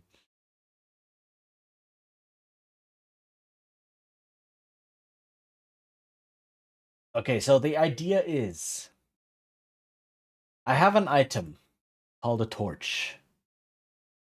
And when you activate the torch, or rather, step 1, you enter the dungeon and it puts the light radius on the screen, right? It puts this overlay filter on the screen saying you can only see this small circle. And that's the initialization. And that tells you, oh, it's dark. Maybe. Maybe I don't need that, but whatever.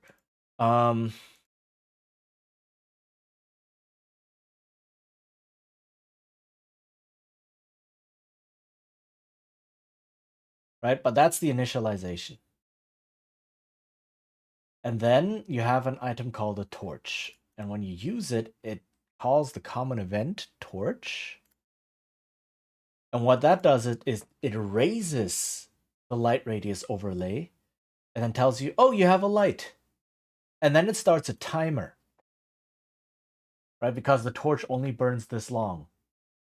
And when the timer hits 0, what is supposed to happen is that the torch goes out, right? So I have a second event here saying if the timer hits this value, hits 0, then once again put the light radius over and say it's dark again. Now, if I don't have these messages appear, everything is okay. It's the text messages that are messing things up.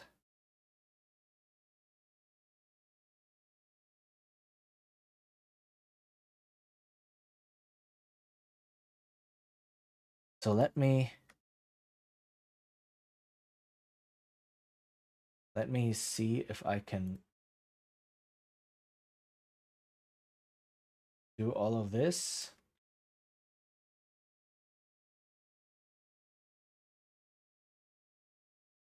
Torch. Right? If I get rid of the messages, the text messages, or I can put them in the common event actually. Have a light. I cannot put them in the common event.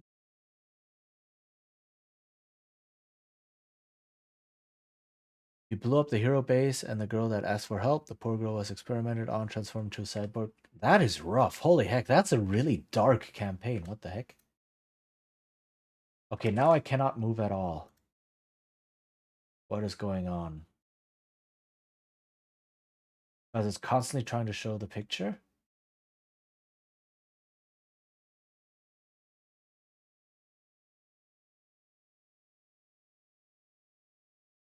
Ah.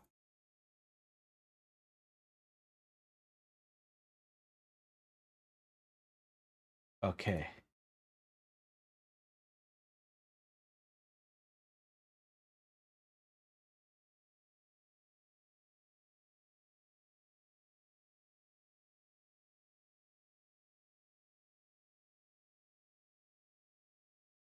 Which torch is on?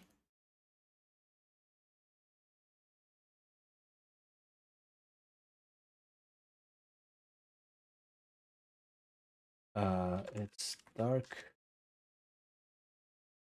again. Then switch the torch off. Maybe this will work.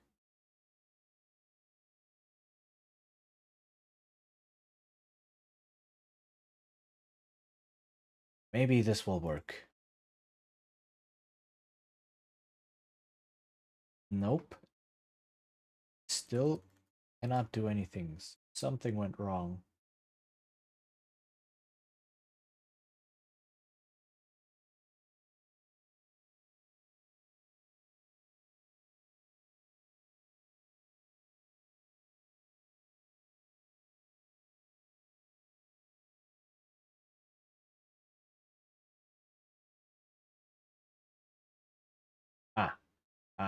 Okay.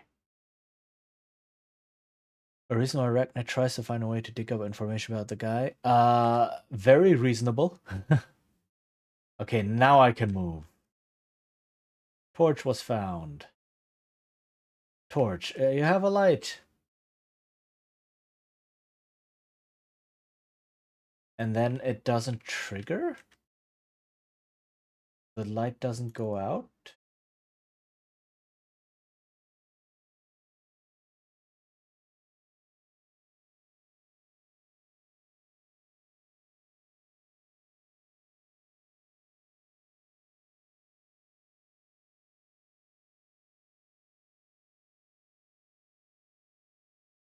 Ah, because I never turned on the switch.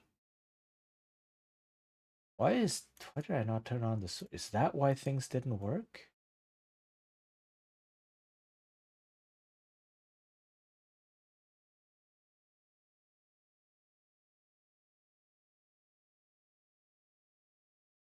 Did that break everything? I just forgot the switch?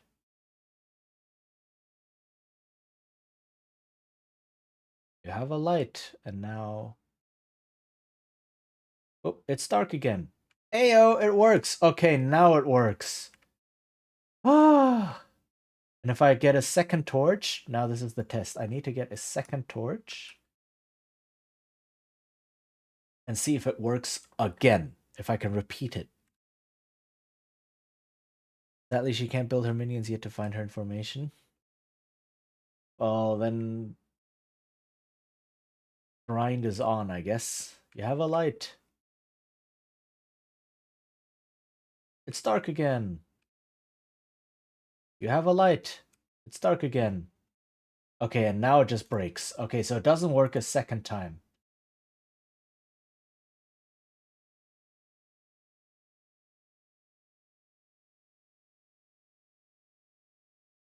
Why does it not work a second time?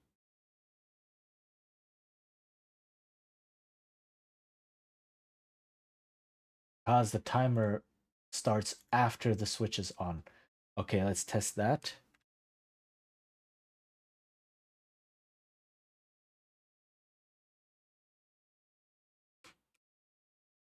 You have a light. It's dark again. You have a light. It's dark again. Okay. Now it works. It was the order in which these things happened. Right? I need to start the timer before I turn on the switch to activate the event that checks for the timer. Okay. Now the timer just remains on screen when it's 0 though. Right? When I do this, da da da da da. And then the timer just remains on screen. Oh, until I open a menu. Okay. So that seems more like a visual bug.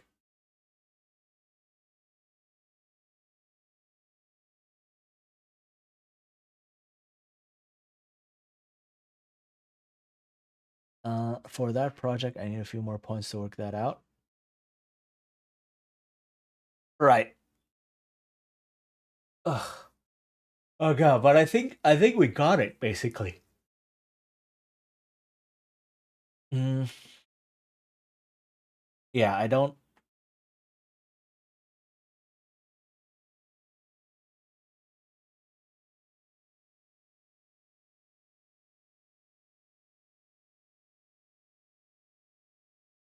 And I can, when I show the picture, can I like have it fade in? Width, height, blend mode. Oh, I can see what the blend modes do. Additive. What is additive?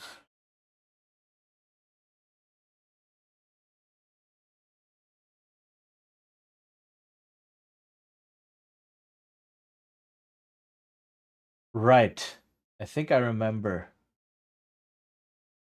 These are like Photoshop blending modes, right?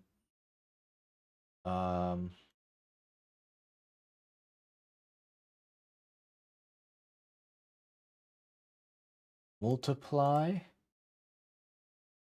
But since it's black and white or black and nothing. Yeah.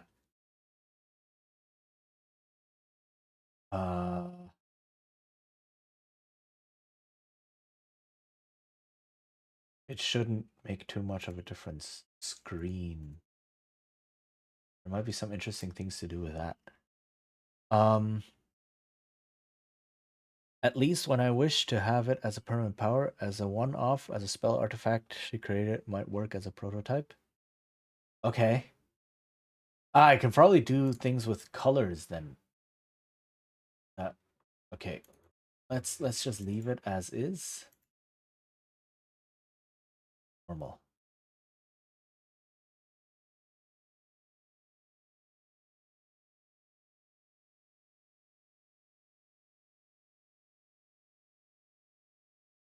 This. Okay. Okay, well that works now. Obviously, the overlay for the light radius needs to actually be centered. But so far, this is working, and then I can check exactly how much bigger the screen needs to be.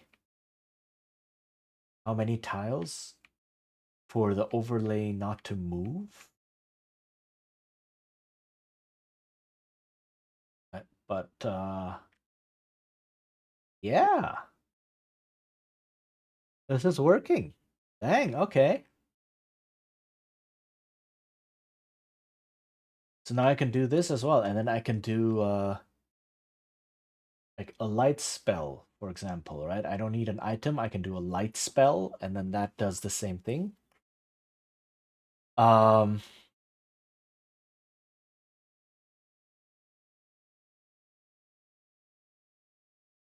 I want to see I want to try one more thing. But I don't know how to do that with like waiting. So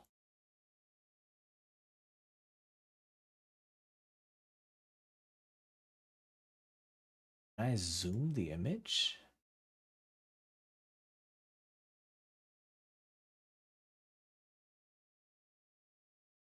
Can I maybe transform the picture? Move picture, rotate, tint.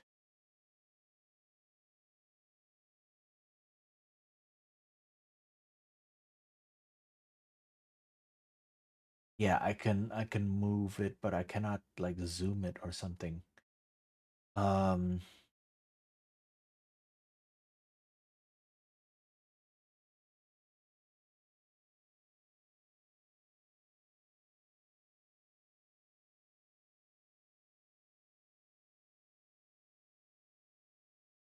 hmm.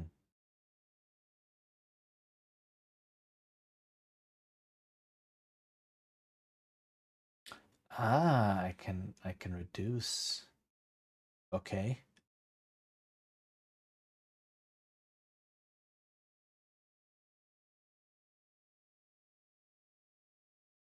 Um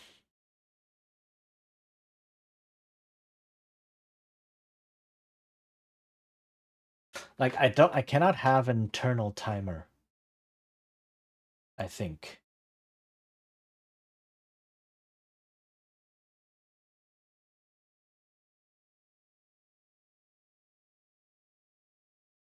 Um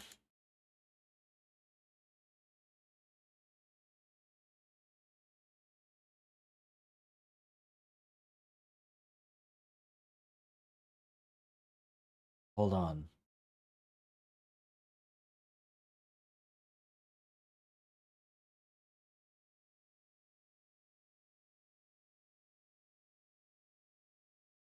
What does waiting do? Is waiting I cannot do anything, or is waiting just inside the event? Let me check. Let me put some just whatever. Show text hi, and then I wait for let's say 3 seconds, and then I show text again. Hello. Whatever. And I want to see if I can move within inside those 3 seconds, because if that is possible, then I can do things with timings. I cannot. Okay, so it locks everything in place. Um,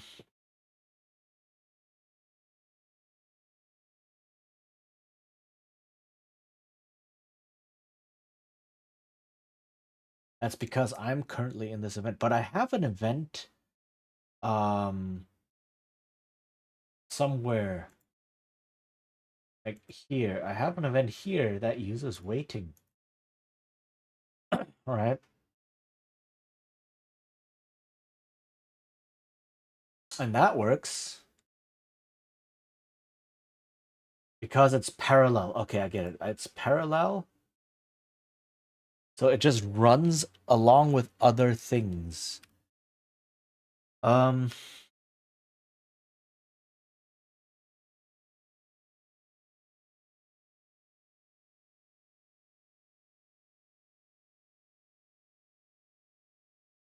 So the idea here is, let me grab Krita again.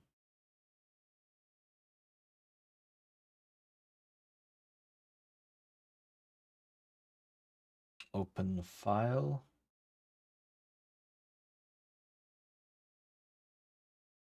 Ah, it's missing. Okay.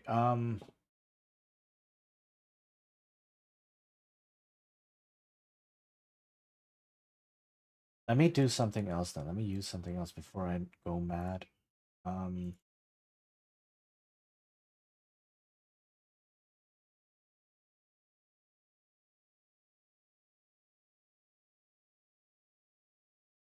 Let me copy paste. And what I want to do here is add something. So tint the screen. Then wait for half a second. Then tint the screen some more. Whoops. Dark, but with like more gray. Don't wait for completion. I need to turn that off.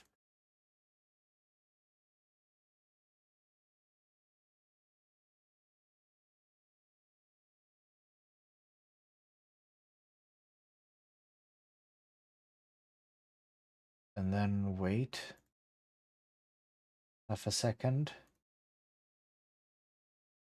Oh god, I'm clicking too much.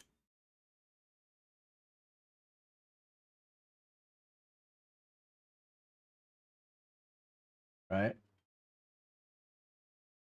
So over the course of 2 seconds, it'll get gradually darker. Let's add one more step, just for completeness' sake.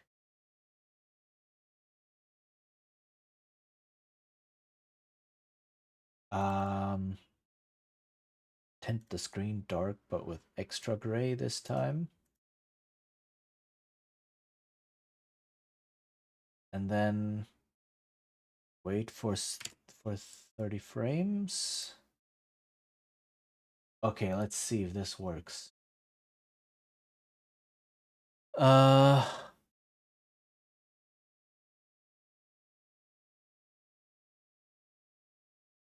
Okay.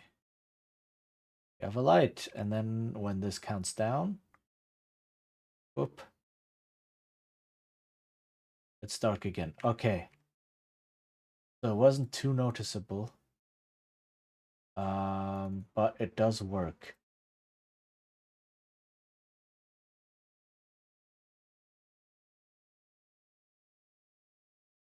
So edit, let's turn this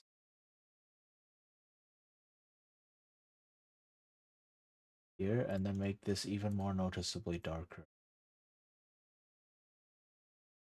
Right. Okay. Now let's slow it down so I can actually notice it.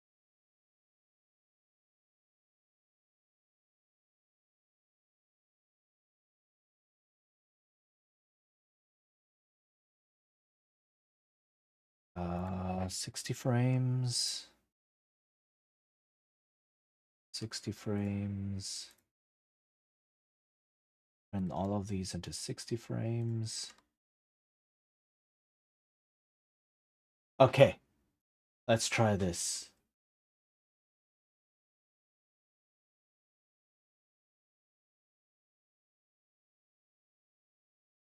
I have a light. Start moving. Gets a bit darker. Gets a bit darker. And then boom, it's dark again. Okay. So that does actually work, and I can move during that time. Right. That is very good. So that means I can do what game is from? I think it's from Dragon Warrior. So Dragon Warrior also has dungeon crawling, and it has like a light radius thing, and you have a powerful light spell that lights up basically the entire map that you can see, like everything around you. But then after a bit of time, it slowly, gradually shrinks, right? So the light radius like grows a bit smaller, then a bit smaller, a bit smaller until it returns to your original one with no light. And now that I know I can just run this through an event like this, and then I can just have it wait. So put in this image with a large light radius, then wait, and put in the image with a smaller light radius, then the image with a smaller one, then and so on and so on until we get the actual normal light radius, and then it's like it's dark again. Okay, so that all works. Whew, very good.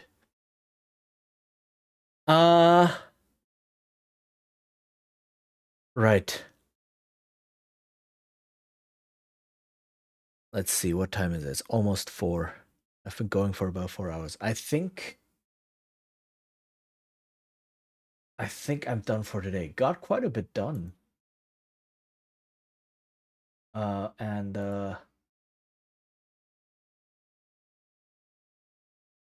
learned a lot.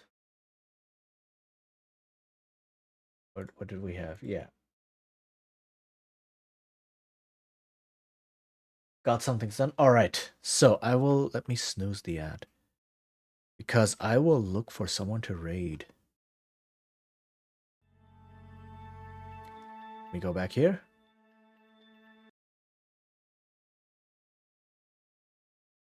Let's turn off this music. Turn on this music. Okay. Whew.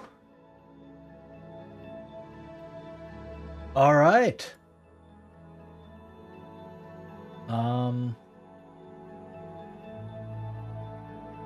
So yeah, there's actually a lot you can do with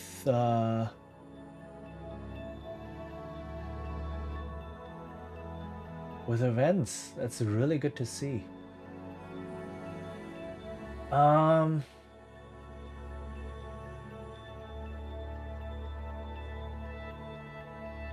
Okay, let's see. Who are we going to raid?